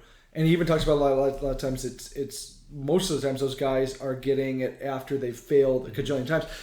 One of the coolest things out of this book is when he talks about how Edison took him 10,000 times to figure out the light bulb. And what was it? The condensancy of the something about the tube over the light bulb is all he needed, because the air just kept smothering the flame of the light bulb. But you would think of something like Edison. It's like, well, we're coming to you because of power right now. Yeah. Had he not had that specialized knowledge of this one tiny little light bulb and the desire to figure out how to bring that without, like a flameless light, and the faith and the autosuggestion and the specialized knowledge, that there's a good chance that we could be sitting here and have this conversation completely by ourselves and not be able to use something like YouTube to be able to push it to other people. Yeah. So it's pretty cool. Yeah. Is there anything else you want to add about specialized knowledge? No. I think that's one of the simplest principles. Yeah. Yeah. Get on something, stick with it, and eventually you'll accomplish whatever you set your mind to. Yeah. You just got to stick with it. And the cool thing, I think every one of us has something that, if we apply all these things, if we look back on it, of something we wanted, even if it was like the red bicycle, or if it was, a girlfriend or a boyfriend or whatever the case might be. I think that there's just something that we can all look back on and go, we wanted it so bad that we had to have it and eventually have that. And the easiest way to kind of explain that is through something material. But it's pretty cool. Yeah. So number 6. So we've talked about desire, faith, autosuggestion, specialized knowledge. So number 6 is imagination. If you want to tell me what imagination is to you. I love this one. I think this one's fire, because it takes us from the conscious to the subconscious. And that's where stuff happens. Yep. Right? Just like we talked about, if we're stuck in that 10% of the brain that we always use, we're never going to get into the 90% where light bulbs are created, where airplanes fly, where radios go through the ether, right? Whatever. If we're all just never, if we never use the majority of what we are as imaginative beings, I think we're robbing ourselves. I agree. 100%. And I think one of the cool stories he tells through imagination is when he talks about, and I apologize because we're completely ruining the entire book for you if you've never read it. This is the book. But, he talks about how there was this mysterious kettle, and how the kettle in the early 1800s, sometime in the 1800s, this doctor sold this mysterious kettle with this directions to I think it was a pharmacist, wasn't it? I can't remember. There was a store clerk, I think he said, or something like that. Yeah. And then the store clerk basically double checks everything, makes sure it's good, and he hands him over $500. And in that time, it was he talks about how the doctor had he could pay off all his bills with this, and he could live basically with that security. So he just handed it over to him. But there was one missing thing that the store clerk had that the doctor didn't, and he goes through all these different things of how this mysterious kettle helped kept people employed through the Depression, or how Napoleon Hill met his wife and not met her, but proposed to her drinking this mysterious thing, and then you find out that it's Coca-Cola. Yeah. And the only thing that the doctor had, that the store clerk had that the doctor didn't, was imagination. Yeah. So it's kind of cool. So again, what are the things that we could talk? What are the different things that he even talks about? What was the guy that had such a desire and faith to meet Edison, to become part of his partner? I can't think of the name he used. Oh yeah. I can't think of it either, so I apologize. But he talks about how... I guess you'll just have to go get you have to get the book. But he talks about how he just had such imagination to be able to have all of that stuff, the desire of faith, that he knew in his head that he had everything planned out prior to even going there, and you couldn't have had that without the imagination part. So what are the and he specifically talked about, I think it was called a dictaphone that he had that nobody else could sell, and the gentleman finally realized, this is my thought, and all he did was essentially used his imagination to put a different spin on things to be able to get it off the ground. And again, going back through everything else, the desire, the faith, the auto-suggestion, specialized knowledge, but that, like you said, that imagination is that it's almost like that special gift that we've been given from the infinite knowledge. It's the wheels that kind of keep things turning or starts to turn. And then from there you can pick up from off of the momentum. So I think that feel free to tell me exactly kind of like chime in on your thoughts of it, but in my opinion, it's just that what are the things in life that we could say, okay, well, that's not working. Well, then where can we use our imagination to say, well, like, how could it work? If we really, really, really want something and we keep hitting a brick wall, well, how do we figure out to go over the brick wall, through the brick wall, under the brick wall, around it? I like that. One thing, as you were talking, I was thinking about, there's, in the next 20 or 30 or 10 years or whatever, there's going to be so many technology advances that I think that we can't even imagine now. Yeah. But it's because somebody is going to get sick of some aspect of life at some point. Yeah. And then create a solution to it. Yeah. Right? Yeah. If we complain about something long enough, somebody's going to create a solution for it. Make a new business around it. And so I often think about, what is the hardest thing in my life that a lot of people struggle with as well. That's awesome. And then trying to find a solution to that. It could be the next Apple. I mean, it could be the next Microsoft. It could be like Uber, or one of these businesses that people complain about taxis all the time. Yeah. Billions of complaints, and so somebody's like, oh, well, let's start another newer swing on the taxi company. It's wonderful. Now look at Uber, right? Yeah.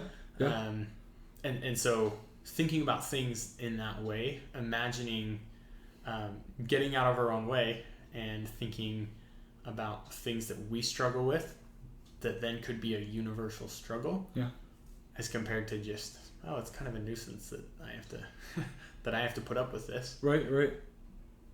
Imagine that it could be something so much more. Right. I think it's cool, and I think that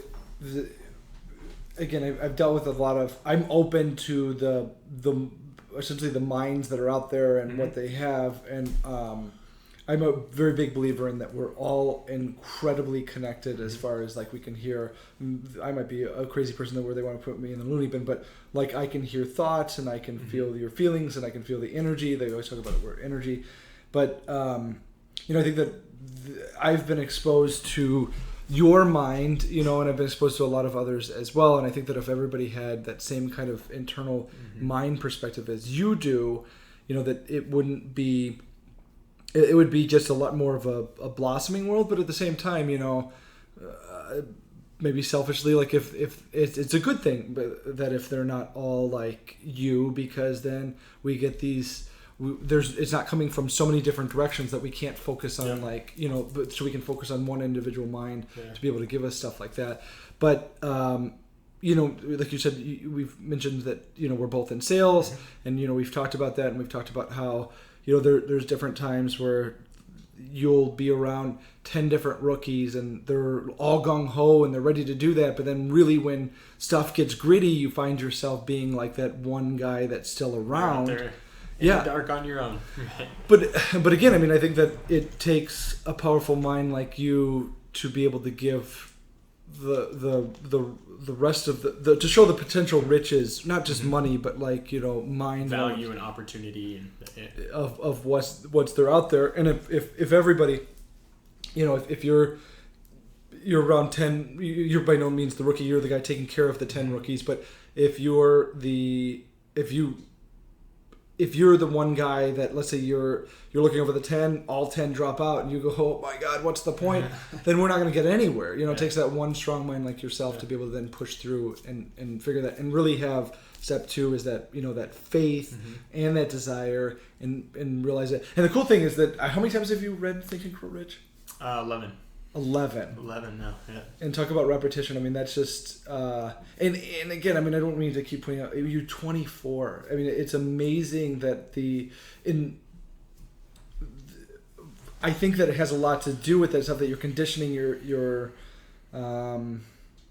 you were I can pretty much guarantee it. I couldn't put it down on paper or like track it to show you where it's at, but I could probably guarantee you that there's minimum 40% of people out there that meet their maker that never have the knowledge that you have, simply just because they're just not open to it, and they want to be in that security of things, and they want to make sure that no, I don't want to get burnt, by this fire, so I'm never going to do that, but I'm going to stick around and I'm going to be cold for life because, well, I'll just learn how to deal with that. And instead of how would you say it? Instead of adapting to your situation, you almost like create it. And I think that you're one of those people that I think I heard a story one time, and I just to summarize the story, because it was a long story, but I think life is a path of accumulation, of acclimation. Sure. Right. We always need to be adjusting. If we're always just constant, what kind of life is that? Right. Like if we're still caught up,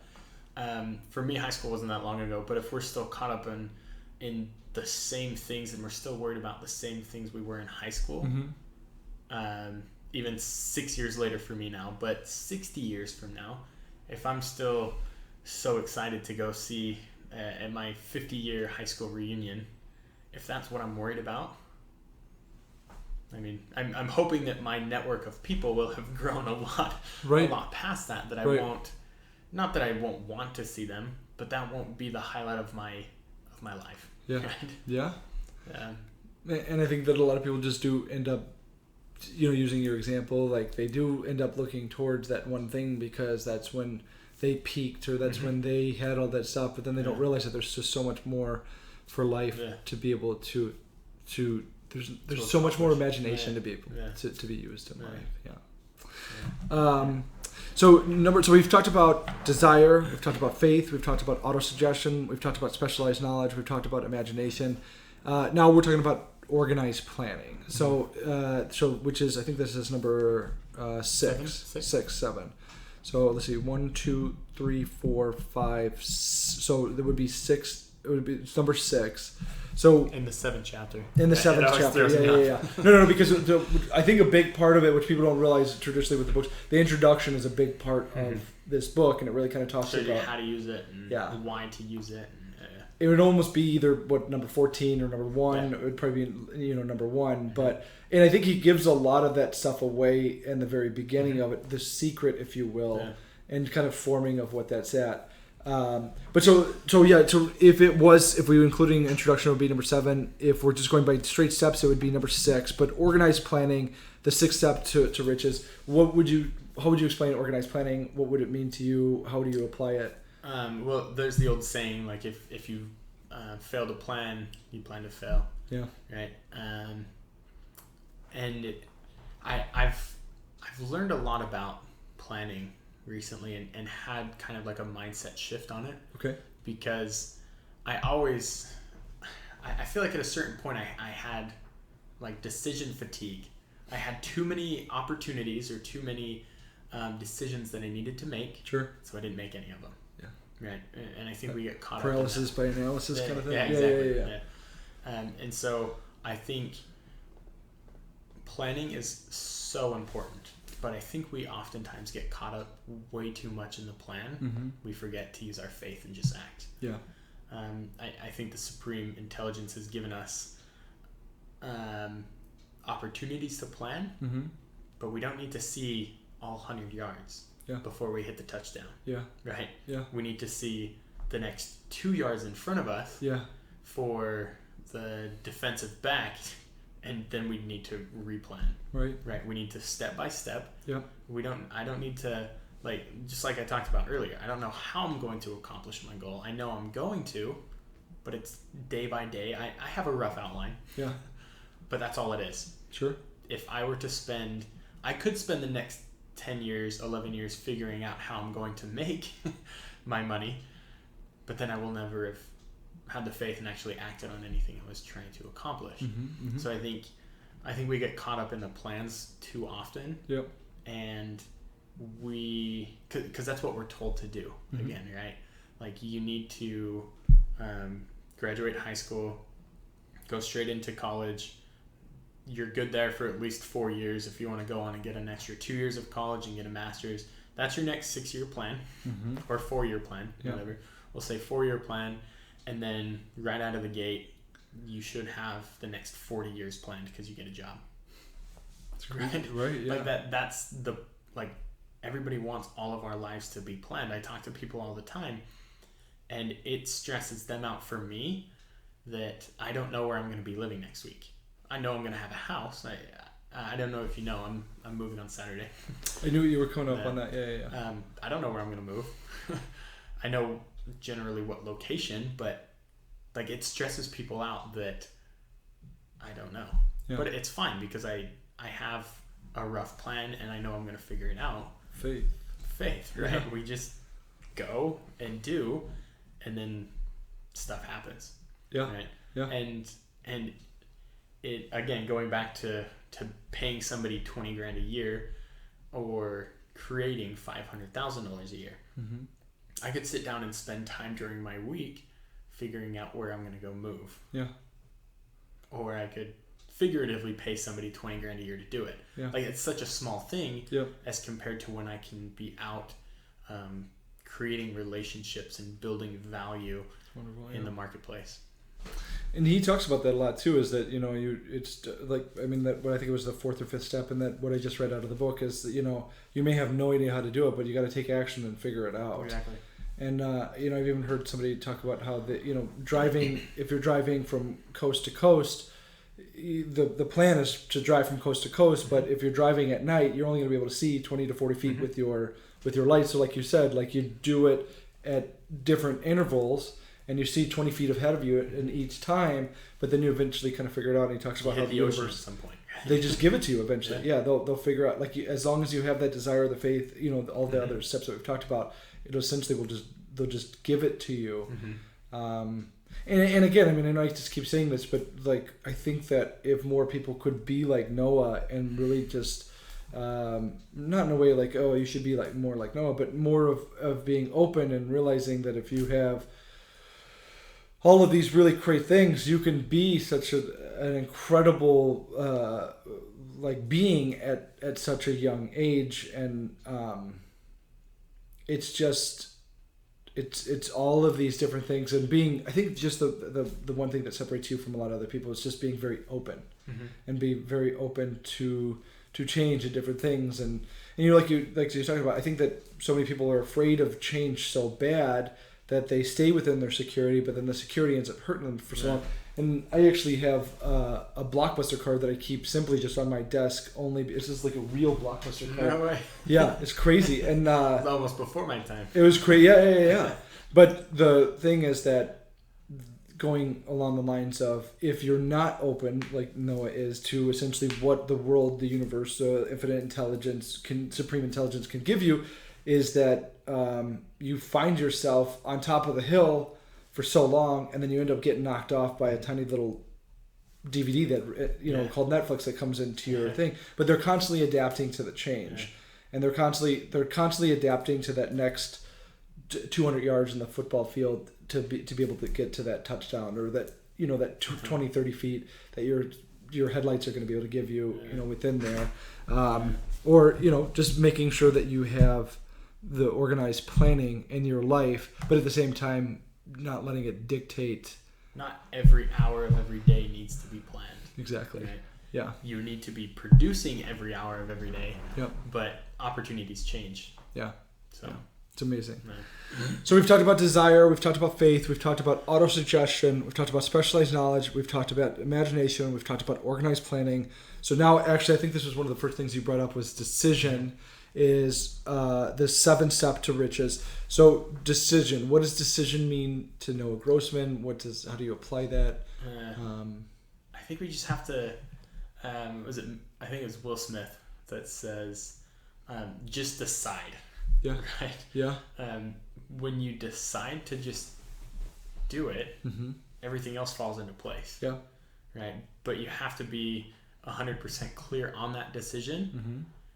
Even if you don't have the desire in the first place, like if it's something important but you don't really want to do it, but you have to do it, you probably don't have the desire if you don't want to do it, but you have to. But if you just decide to do it, everything else works out. Can you give me an example?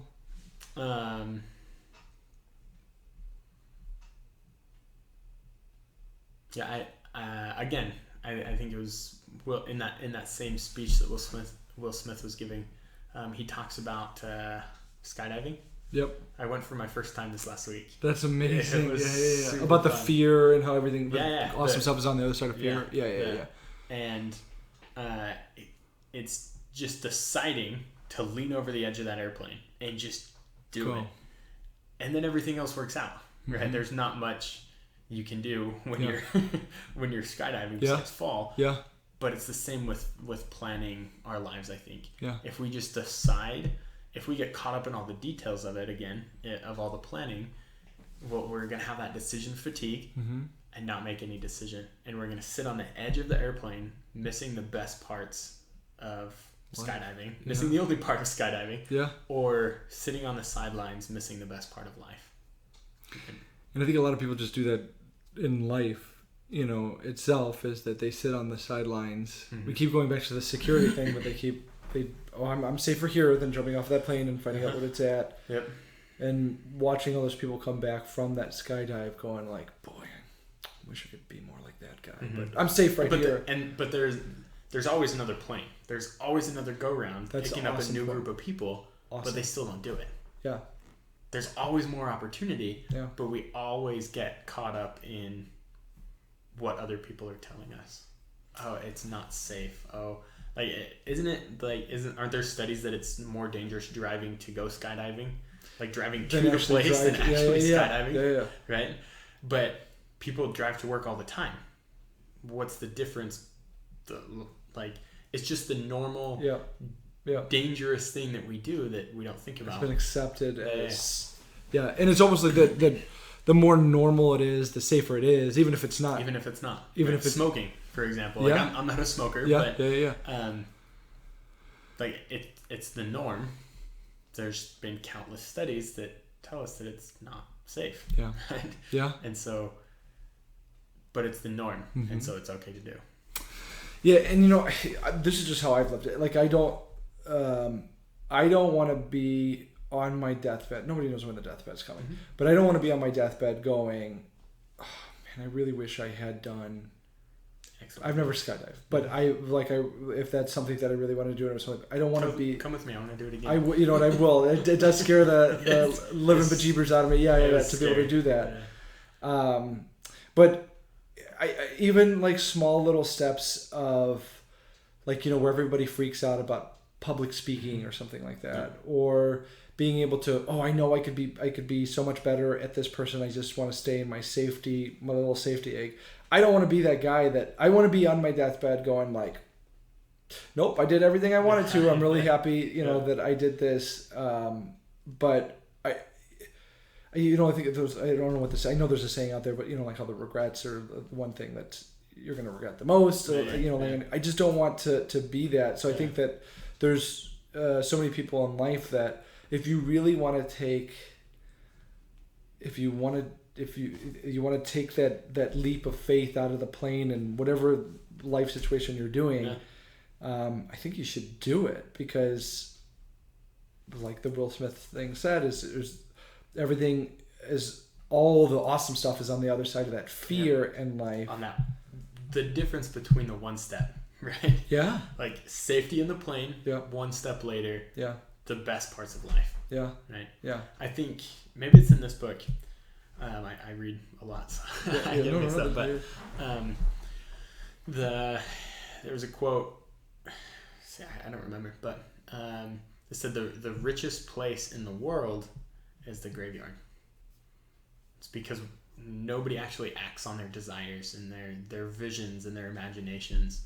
It's all stuck in the ground now. Mm-hmm. Because we're all afraid to do anything outside of anything that's normal at all. Yeah. Right? Yeah. And I think too that we got to realize, like we were talking about kids, you know, I mean, what are the kind of things that we're passing on to them that are to their detriment? Right. I mean, what are we're trying to keep them so safe and so secure for so long. And yes, that's something that we have to do. We have to make sure that they're looking both ways inside the street. Exactly, yeah. Right. But what are the security? What are the tiny little security eggs that we're keeping them in? Just like you were saying, you know, when your 2-year-old daughter's running around and everybody's like, calm down. I mean, and he even talks about the conscious subconscious, and I think it was Bob Proctor that was talking about how at, you know, till 5, like all this conscious brain is just open and you're just pouring all of this stuff in. I mean, what kind of decisions are we making that we're pouring into these little child's brains and then going through that? And I think the thing too is that it's going to happen. It's going to, like, you know, 100%. A lot of times parents are going to protect them from something because they think it's something that they would never do. But, you know, it's important to encourage the children to make their own mistake as long as they're not hurting themselves, hurting other people, and really making decisions where they're too life altering. Yeah. And I think that's where, like, all those guys find themselves is on the other side of the hill. I think I can. I did. Yeah. You know, like, everybody's looking at them like, oh man, they're so awesome. I wish I could do that. You can't. They're a different breed. They're a different breed. You know? But they're not. Right? They're not. You know, we all have this ability to jump out of the plane and make that decision. Yeah. No, I remember so a week after my wife and I got married, we went, it's been about 4 years now, we went back to the home that I grew up in. And because that's where my family still lives, so we went back and visited them, right? Sure. But I grew up in, didn't have a father. Well, did until I was 8 or 9. Parents got divorced, and there's 5 of us children and my mom. My mom had to work all the time in order to provide for us. Sure. Right? And so she was gone a lot. And anyway, so, and us being, it was 4 boys and a girl. And so you can imagine we weren't quite as respectful as we should have been to my mother or to the home or to life, probably. Right? Sure. Yeah. Anyway, so I remember we went back, and I felt embarrassed to have my wife in the home I grew up in because of how I treated it. There was, like, I mean, me and my brothers, we would, like, wrestle and accidentally put a hole in the wall or something, right? Right. But we didn't have the money to fix it growing up. Right. And so the hole I made when I was 16 years old in the wall was still there. Or like the carpet that was torn up by the dog, we couldn't fix it and it was still there, right? The humble means, right? But I brought my wife into my home after we were married, and I just felt like and bless my mother, she had all of the right intentions and she did the very best she could. But I never wanted that, and I never want that for my wife or for my kids, right? And so, and we were just talking about this last night, actually.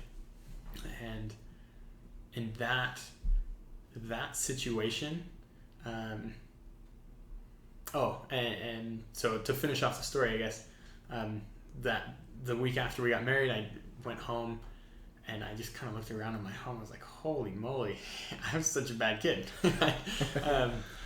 And I was so embarrassed. I went into my old room. I sat down on my old bed and I just cried.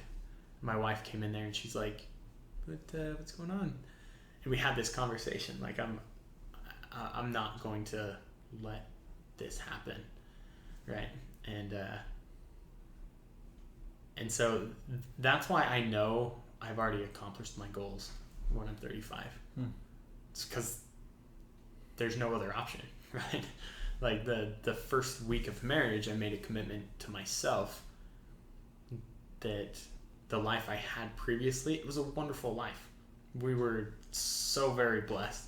We didn't have the same things that other kids had, but we had a lot more than a lot of other people. Sure. And it's just not. People all the time say that there's more to life than money, and I hear it all the time. You work too much. Go take Saturday off. Spend time with your family. It'll be fine. Just take time. And I'm like, no, what? No. Like, now's the time to work, right? Yeah. I don't know. Sorry, I'm on a rant right now. No, it's cool. I think you're just talking about decision, and I think that like we've talked about it, there's just so many people out there that won't reflect. They won't go sit on that bed and reflect about what they want in life, and they dictate of all these different things that they allow others of what their wants are to dictate how their life is. And I think the real key is that we all have that choice. You know, do we want to make that decision, or do we want to sit on the king of the hill as the Blockbusters and say, oh, nothing's ever going to bother me? So I think it's a decision is make the decision. Powerful, right? And then just got to stick with it. Yeah. Right. And jump out of the plane or don't. And be okay with it at the end and say, be okay with things, one way or the other. But we do have the choice to be able to make that decision. So this is funny. The 8th step to riches is persistence. I don't know if you... I think that's been the underlying tone for this whole message, right? Yeah. For the last 2 hours almost already, right? Yeah, it's crazy. Persistence, just got to stick with it. Yeah. Yeah, and I think that, and again, that's my thought on what the secret to the book is, and a lot of times the secret to life and is just the persistence of things and making sure that you are making your decision and then having faith and sticking with it and being very persistent about what you want. Now, again, I don't think that means that you shouldn't adjust and pivot. So, like, if something, 100%, if you're funneled in on something, there's going to be things that will be thrown at you. The trick is either just to adjust and pivot around the things that you guys want. Yeah, just like in sales, for example. I mean, I don't know how you handle objections, but I handle an objection as a non-objection unless it comes up 3 times. Sure. Somebody says, nah, I'm really okay. Okay, well, whatever. Let me continue on anyways. Sure. So deflect it, right? So deflecting the objection, deflecting the obstacles that are placed in our life, as the obstacles are non-obstacles. It's just opportunity, right? And being persistent about what it is. Yeah. And again, I just think that it's too many people in life are not kind of taking their fair share of persistence of what they're owed in life and being able to perceive and tell what they, be persistent until they get what they're looking for, or at least kind of give you that nudge to jump out of that plane, like you said, with the decision. So we've talked a ton about persistence with everything. The next step would be power of the mastermind, the 9th step to riches. And you've talked about this a little bit as well, but I mean, what are your thoughts on the mastermind? Like, what are your thoughts on mastermind?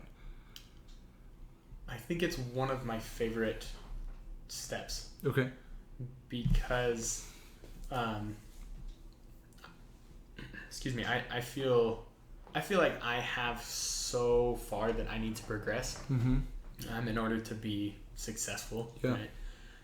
And I don't know that I'm ever going to actually hit that metric. Sure. I feel like when I hit it, I will have already changed that metric to be 100 times more whatever. Right. I don't know that I'm ever going to hit it, but having the opportunity to sit down and consult with people in my mastermind group gets me so much further than it would just sitting down on my own. Yeah. And being present and conscious with myself and my meditations. Yeah.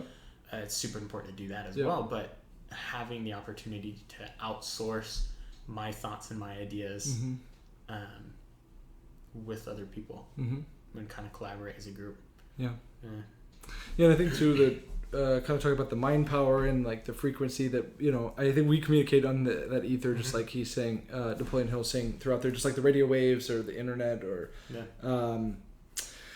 and, you know, like you had pointed it out at the very beginning, is that you, even if you're the best at what you do, like you mentioned those two friends that were the marketers, you know, if we just focus on what are the other things that people can help us out and think 7 Habits of Highly Effective People, think in a win-win situation of how can I help you win and you help me win, and then we both get to the next level and further and further up. Exactly. And I think one of my favorite examples that he gives in here is about that was earlier I think in the book, but he talks about how Henry Ford's mastermind, you know, a local newspaper had called him, I think it was an ignorant pacifist, and he actually sued him. Saying that he wasn't that he wasn't ignorant, and they brought up all these different questions of, well, how many people had come in the British Revolution, how many soldiers had died, and he was asking all these questions. He's like, you know, I have no idea what the answer of these questions are, but allow me to remind you that underneath my desk I have a row of push buttons, and I can push one of those and get the answer to any question I ever want in my life. And he's really kind of talking about, yes, he was paying these guys, but they're his mastermind to be able to get further and further to exactly kind of where he wants to go. He even talks about, you know, Andrew Carnegie is a big part of this book, and they mentioned a bunch of different times how Andrew Carnegie really didn't have a ton of idea of the actual production part of the steel, but he had all of these guys in his mastermind that knew how to do that, and he was just this one part, and you can get so much further with it as well. And I think he actually even talks in here as well, is that the more that multiple minds focus on one different thing, the power of all of those minds, just kind of like a bunch of batteries that are linked together, is just going to get a lot stronger. It gets a lot more powerful. So and I think you've gotten a lot further with the mastermind part than I have in my life. I'm still trying to I get it. I'm just trying to figure out who, like, the best people of the mastermind for me would be. Obviously, I would consider you part of that group. But I think it just, like we've talked about this before, and how the mastermind is a really big part of your kind of like evolution process as well, of who you can conduct with and be able to get that knowledge from as well. So, and he talks about it in the book, how some of the people in his mastermind group he never actually met. I remember that. Yeah. They're just people that they were dead. I mean, Abraham Lincoln. Yeah. People that he studied and figured out what they would want him to do in that certain situation, or what they would do in that situation, and he learned from their abilities. And so that's kind of how it is for me, right? I have a few people in my I call it my table of influence, that sit at my table. I have a few people, personally for me, Jesus Christ is always at the head of my table. Sure. Because for me, that's the most important, right?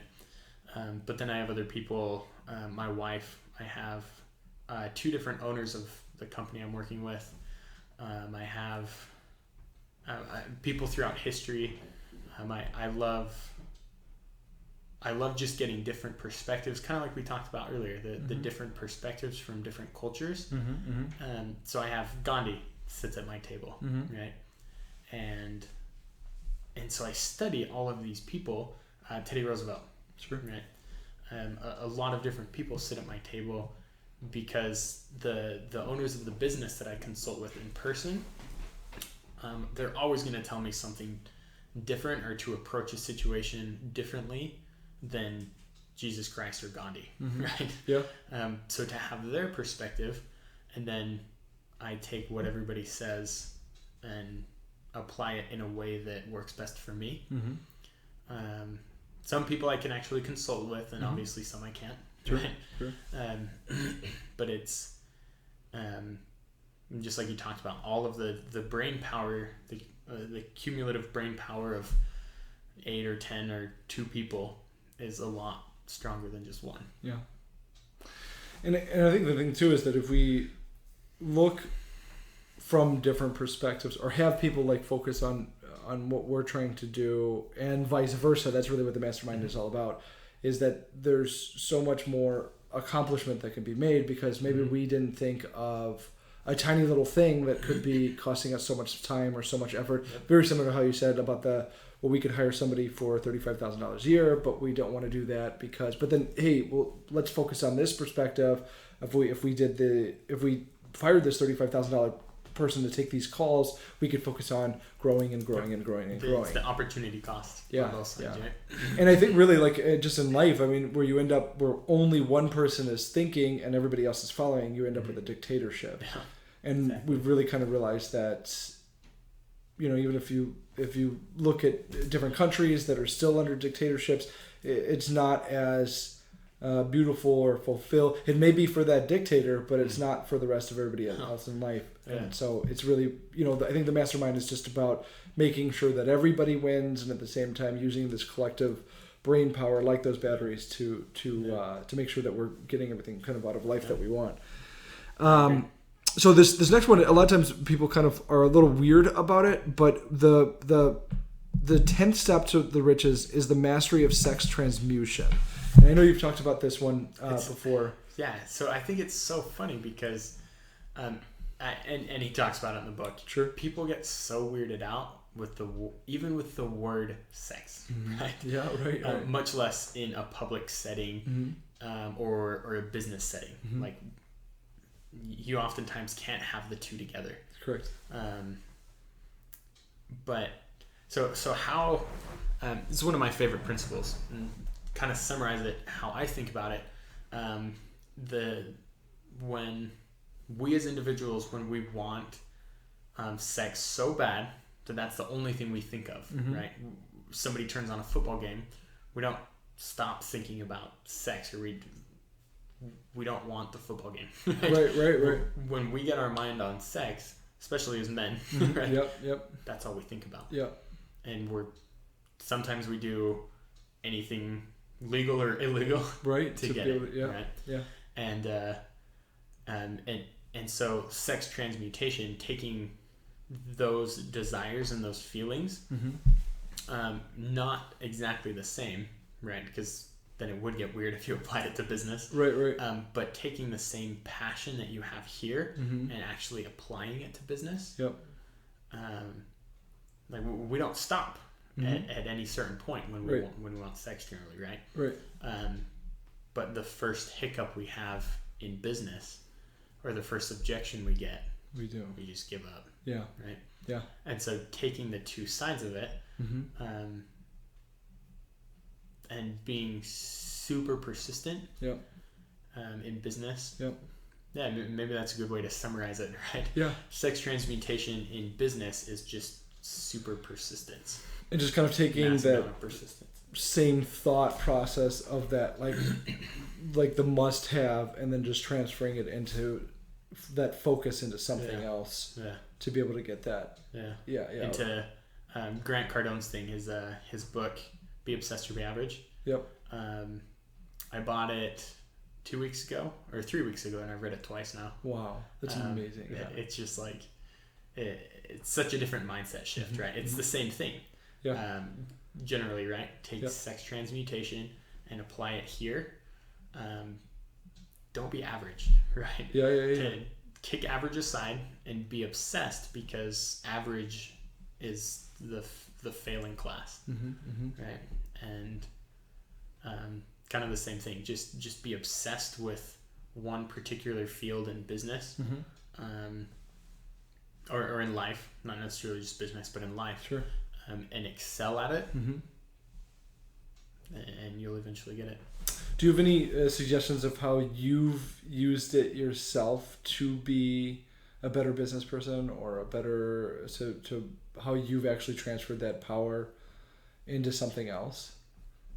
I think sexual self-mastery, right? So being consistently. How am I trying to say? Or what am I trying to say? Consistently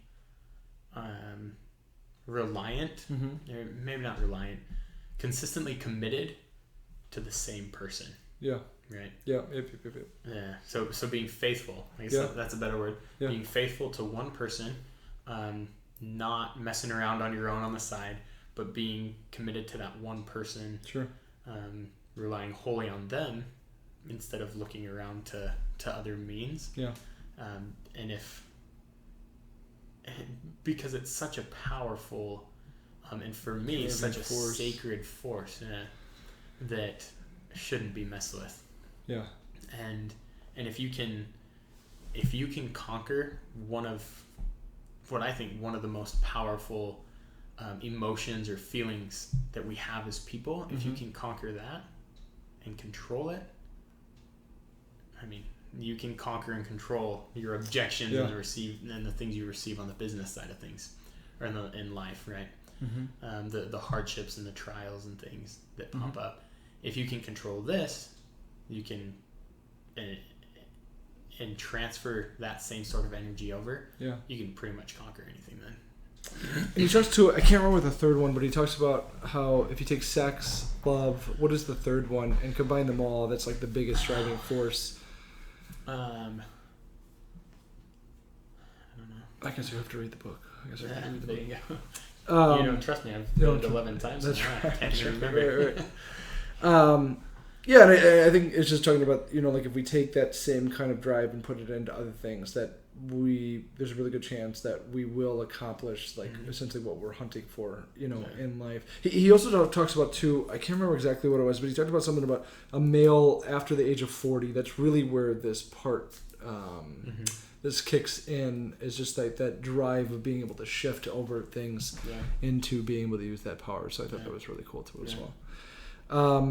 Okay, and we've kind of so just to recap, we've talked about desire, we've talked about faith, we've talked about autosuggestion, specialized knowledge, imagination, organized planning, decision, persistence, power of the mastermind, the mastery of sex transmutation, and then the 11th step would be the subconscious mind. I think we've been talking about a lot about that, but so what the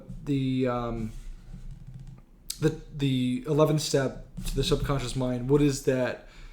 I know we've talked a lot about that, but what does that mean to you? What is that? Like, how do you apply that? Yeah. Well, kind of going back to my analogy earlier, right? Finding something that we're stuck on, or a prick in our side in life. Yeah. And turning it into opportunity. I think that's it. Yeah. I think oftentimes we don't ever go into our subconscious. Yeah. We never spend time with ourselves. We never ponder. We're never quiet, because everything's so instant nowadays. It's hard to turn things off. Yep. And I mean, even right now, if we sit here for 5 seconds in silence, we still hear things. Yeah, I still hear cars outside. There's a clicking of in your head. There's the air in the background. Like, it's hard to actually get away from man-made noise, right? Even if you're out in the wilderness and you leave everything behind, there might be a plane, right? Like, there's still noise, and we're just so distracted as individuals, and it's hard for us to spend time outside of that distraction. Yeah. But I think if we spend time in our subconscious, the 90% that's locked the majority of the time, all of this other stuff that we've talked about previously, all the other steps, they will they'll come to light. Yeah. Right. Like it'll all make sense. Yeah. Yeah. When I think too, like that little stick figure, I can't think of the guy's name that did this, but he focuses a lot on it. Bob Proctor focuses a lot on it. Any of the guys that come out of like the Procter and Gamble Institute, they all kind of focus on it. But I think it's such a simple little drawing of the stick figure, of the the head with the conscious and the subconscious. You know, it's funny because there's a lot of things I've thought about all my life, but you never really put it in that perspective of that your subconscious is holding on to all of these really awesome capabilities or beautiful creations, you know, that are in life, and really just to be aware that it is a thing, you know. And I think there's so many people that go through life completely stuck in the conscious and never realize that there is a subconscious. And even when you talked about, like we talked about earlier, about, you know, how until you're about 5, all of that stuff just pours in. So the way that you and I are right now, unless we're conscious of the subconscious, there's a really good chance that things that are affecting the way that the people that are rolling around telling their kids to calm down at 2, how that could affect them in even a work environment of, oh, no, I need to calm down because this is the way that things are supposed to be. You don't want to show up early to be extra, to work extra hard, right? For free, right? Right. To take it to the next level, because that's not what normal people do. Right, and the norm is in the safety and everything that we're talking about. Yep. And again, I think the thing too is that we've been so programmed to say, like, well, don't question, like, you don't, you know, like, don't do as I do as I say. You know, growing up even as a kid, but like, it's okay to question these things. It's okay to question, well, is this really the best way to do that? Whether it's jumping out of a plane or flying a plane or even kind of just going through life in general, like, it's okay to question your boss. It's okay to question. It's okay to question. I think that's what I'm trying to say. And not just okay, I think it's needed. Yes. Because if we give any sort of pushback when somebody questions us, it makes them think about what they just said, right? Yep. And so we can begin to uncondition the conditioning that's just so normal. Yep. Oftentimes when people in sales, for example, again, someone gives me an objection, my favorite line to overcome it is, how do you mean? Yeah. Because oftentimes people are just like, they're trained to be like, I'm not interested. Yeah. I need to talk to my partner. I need to talk to my spouse. Whatever. Like, we as people, we just get trained or conditioned to say certain things. Yeah. And so an objection, how do you mean? It puts them back in control and like, yeah, well, actually, what do I mean? Right. What am I actually saying right now? And it makes them actually think about it outside of just the normal consciousness. Yeah. It's almost forcing them to tap into the subconsciousness of it. Yeah. And like you said, I mean, with the 4-minute mile, you know, I mean, had nobody pushed back on that, had he not pushed back on that, we would have all been sitting. And again, the 4-minute mile really is not. It's not the time that he ran it. It is the time that he ran it in, but it's not the mile that is the milestone. It's the mindset. It's the mindset, and that's that I think that that you have. I'd like to think that I have it. That the mindset that we're doing everything that we can to make sure that we're planting as many of these beautiful like flowers rather than allowing the weeds to come up, because no matter what you do, it's going to happen. You know, the guy down the block that drives me nuts because his entire block is full of dandelions. It's really kind of stupid. It's just a man like myself getting closer to his 40s, like, oh, I need to have a green lawn, which is really dumb. But you know, it's all happening. It's just it's one way or the other. It's not going to just stay dirt. And you know, if we're not focusing on the subconscious, we're allowing those other people to plant the seeds for us, and we're not really doing, like you said earlier, we're not living up to the potential of really what I think life is all about, is just making sure that we grow as much as possible. And the real trick is that I think we need to think of like what others need and what they need, and when the guy down the street falls, that you're not just walking right by him, that you're picking him up. And that's really where the civilization is going to get so much better, and we're going to have a better world. And I mean, we could go into the yin and yangs of like, you know, why there is war and why there is peace, and maybe you couldn't have one without the other. But a lot of that has to do with these people that are just walking around. Oh, well, I just have all this. I don't even want to say some of the stuff that people say because I don't want it in my subconscious. But you know, people just are victim to their own lives when in actuality they're the creator. They're the master of their own minds. We're allowed to be the master of our own minds, and again, believe in what we want, and then actions will have consequences. There's a different. The biggest thing is that just realize that you have a subconscious, and it's a gift that we're given, and I think we just have to figure out how as much as possible to tap into the subconscious. Yeah. So again, we've talked about how the introduction is a big part of it, but desire, faith, autosuggestion, specialized knowledge, imagination, organized planning, decision, persistence, the power of the mastermind, the mastery of sex transmutation, the subconscious mind. So the last two are the brain and the sixth sense. So let's talk about the brain. The brain is the 12th step to riches. What does the brain mean to you? What does this chapter mean? How have you applied that? Well, I think it's the opposite of the subconscious. Right? Okay. I think it's important to do it in that order too. To tap into the subconscious before you try and make everything make sense logistically. Okay. Right? Yeah. There obviously needs to be some sort of plan on how you're going to accomplish it, but later on. Yeah. Right? And that's why it's the second to last step, right? Because I think the details of all of it don't make as much difference as the desire and actually just going out and working towards it. Yeah. Right? And so there needs to be business plans, whatever that means, right? Organized planning, yeah. Yeah, organized planning.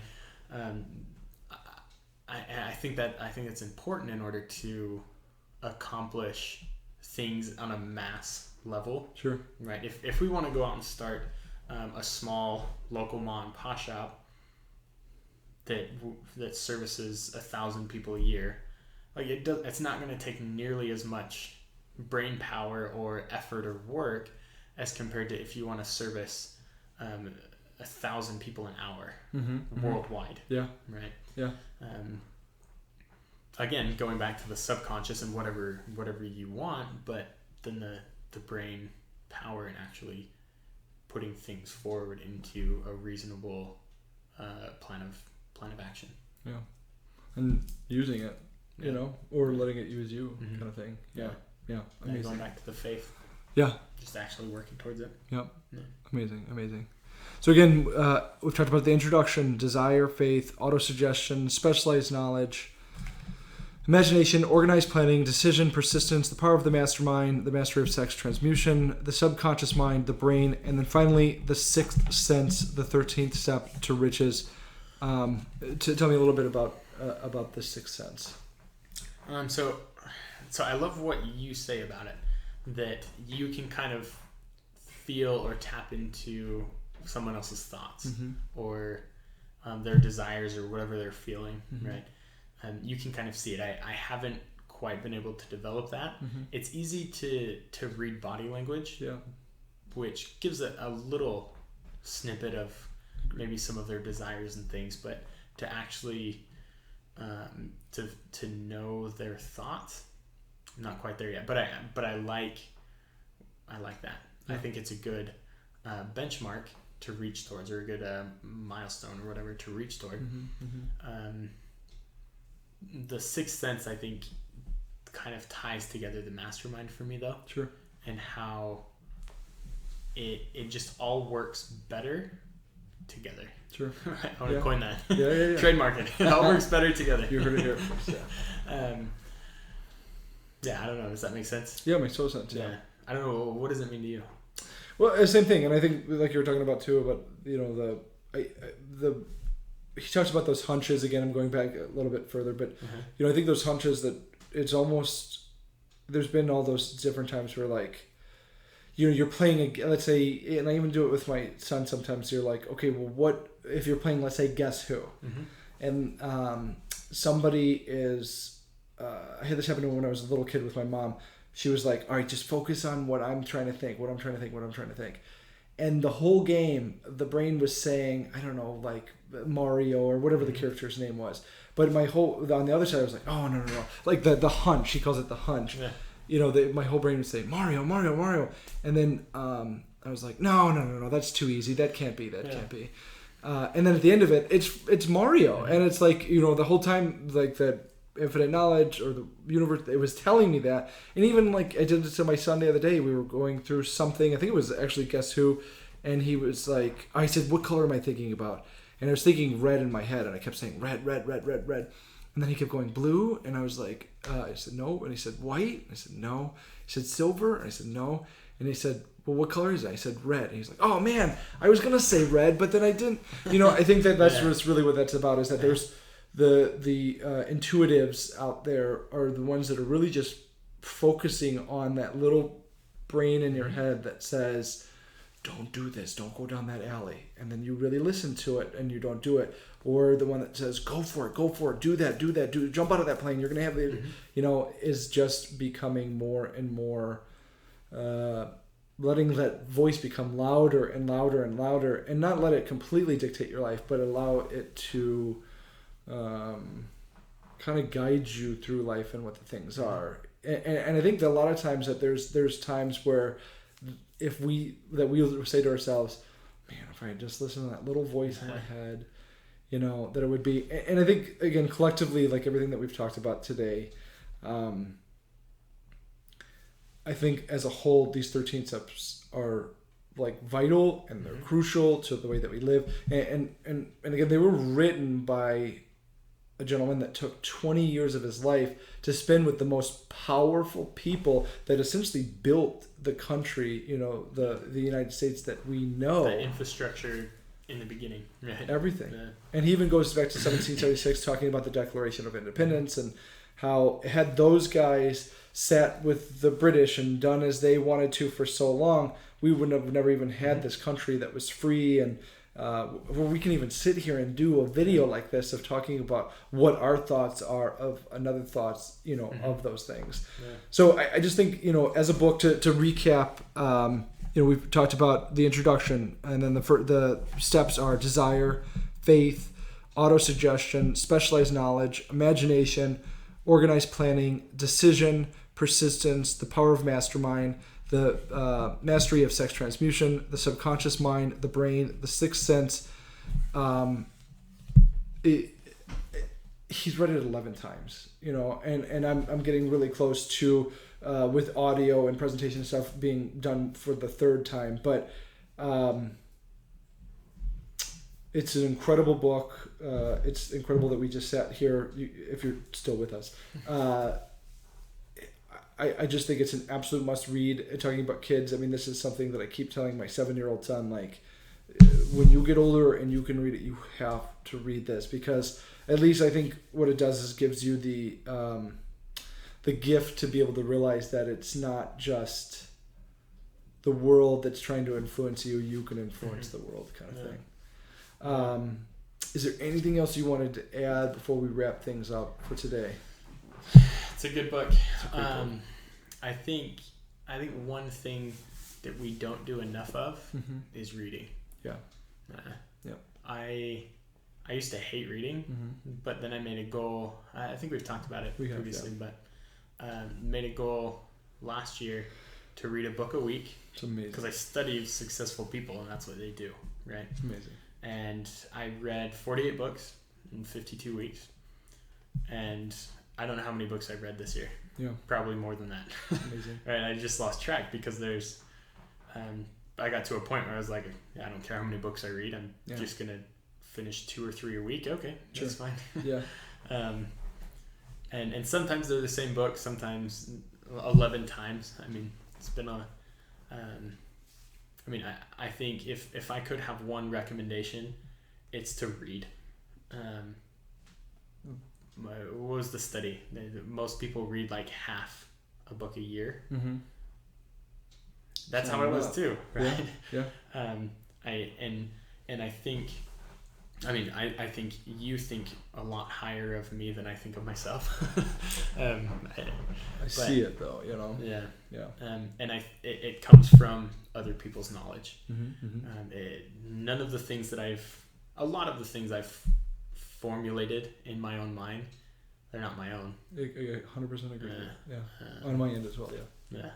And I think that's the genius in having other people work for me.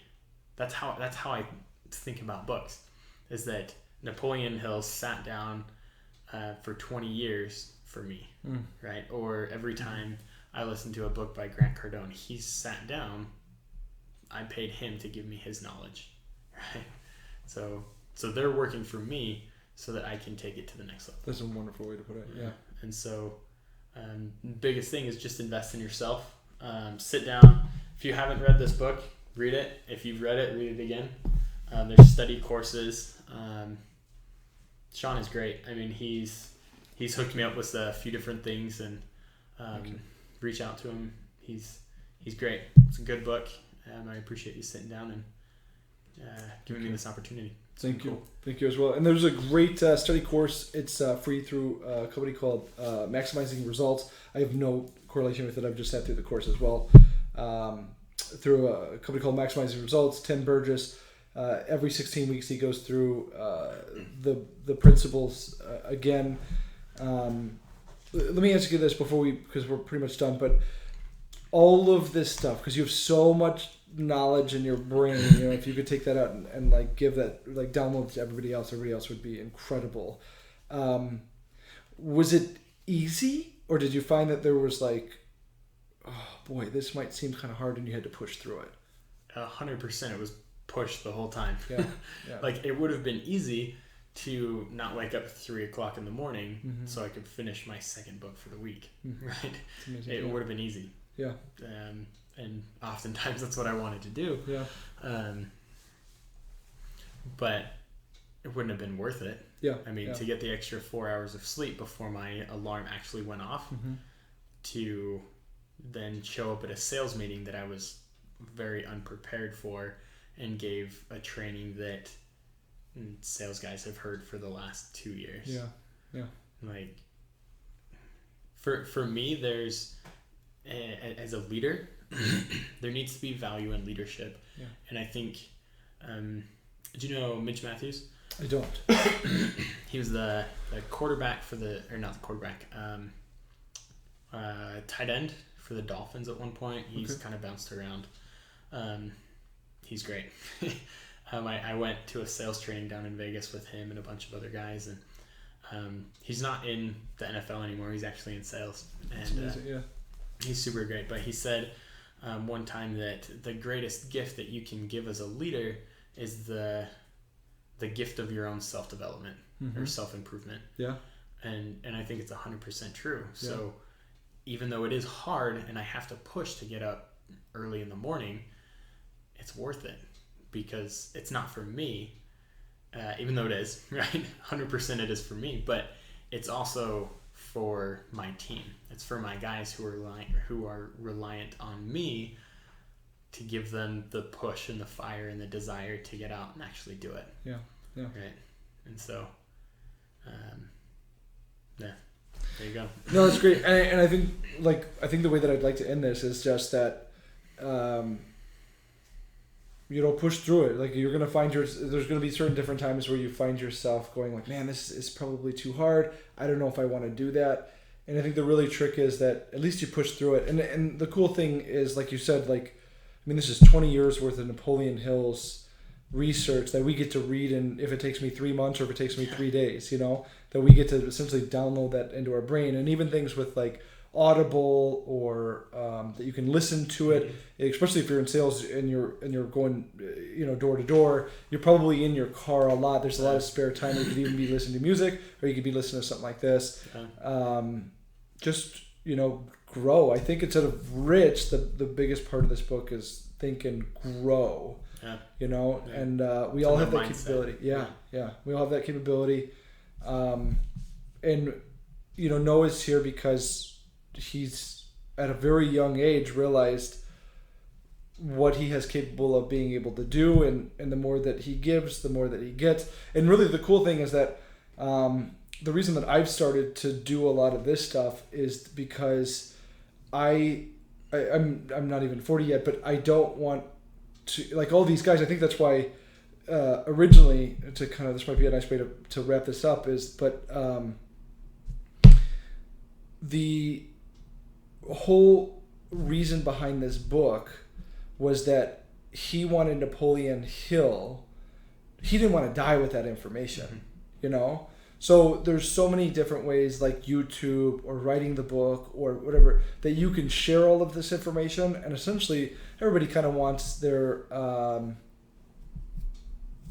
everybody wants a legacy to go on. You know, why not? Even if you're you know everything about sewing, you know, or if you know everything about baseball cards, if you know everything about brain food, or if you know everything about brain surgery, like, give back, you know. And that's really what it is. Like, there's no reason to take it even more precious than you know, gold and all these precious metals. The real precious thing that we can't take with us, we may be able, nobody really knows if we reincarnate or whatever, but is this knowledge, you know. And why spend all of this time getting up at 3:30 in the morning when you could sleep till 8:30 like everybody else does, and then not be able to give back with all the really cool things we have. Listen, man, it was an absolute pleasure. I am so happy that you came here to do this. Thank you so much, Noah Grossman. Amazing man. Are you on, like, LinkedIn or? So YouTube, right? Yep. So we're on obviously on YouTube, LinkedIn. You can check us out at Patrick Consulting Group Inc. Also on YouTube. If you'd like to get a hold of us, find out more, please feel free to give us a call at 331-225-3635. Again, 331-225-3635, or email us at PCG, like Patrick Consulting Group, pcgdentalconsulting@gmail.com. You can also check us out online as well at pcgdentalconsulting.com. Is there any information you want to give them?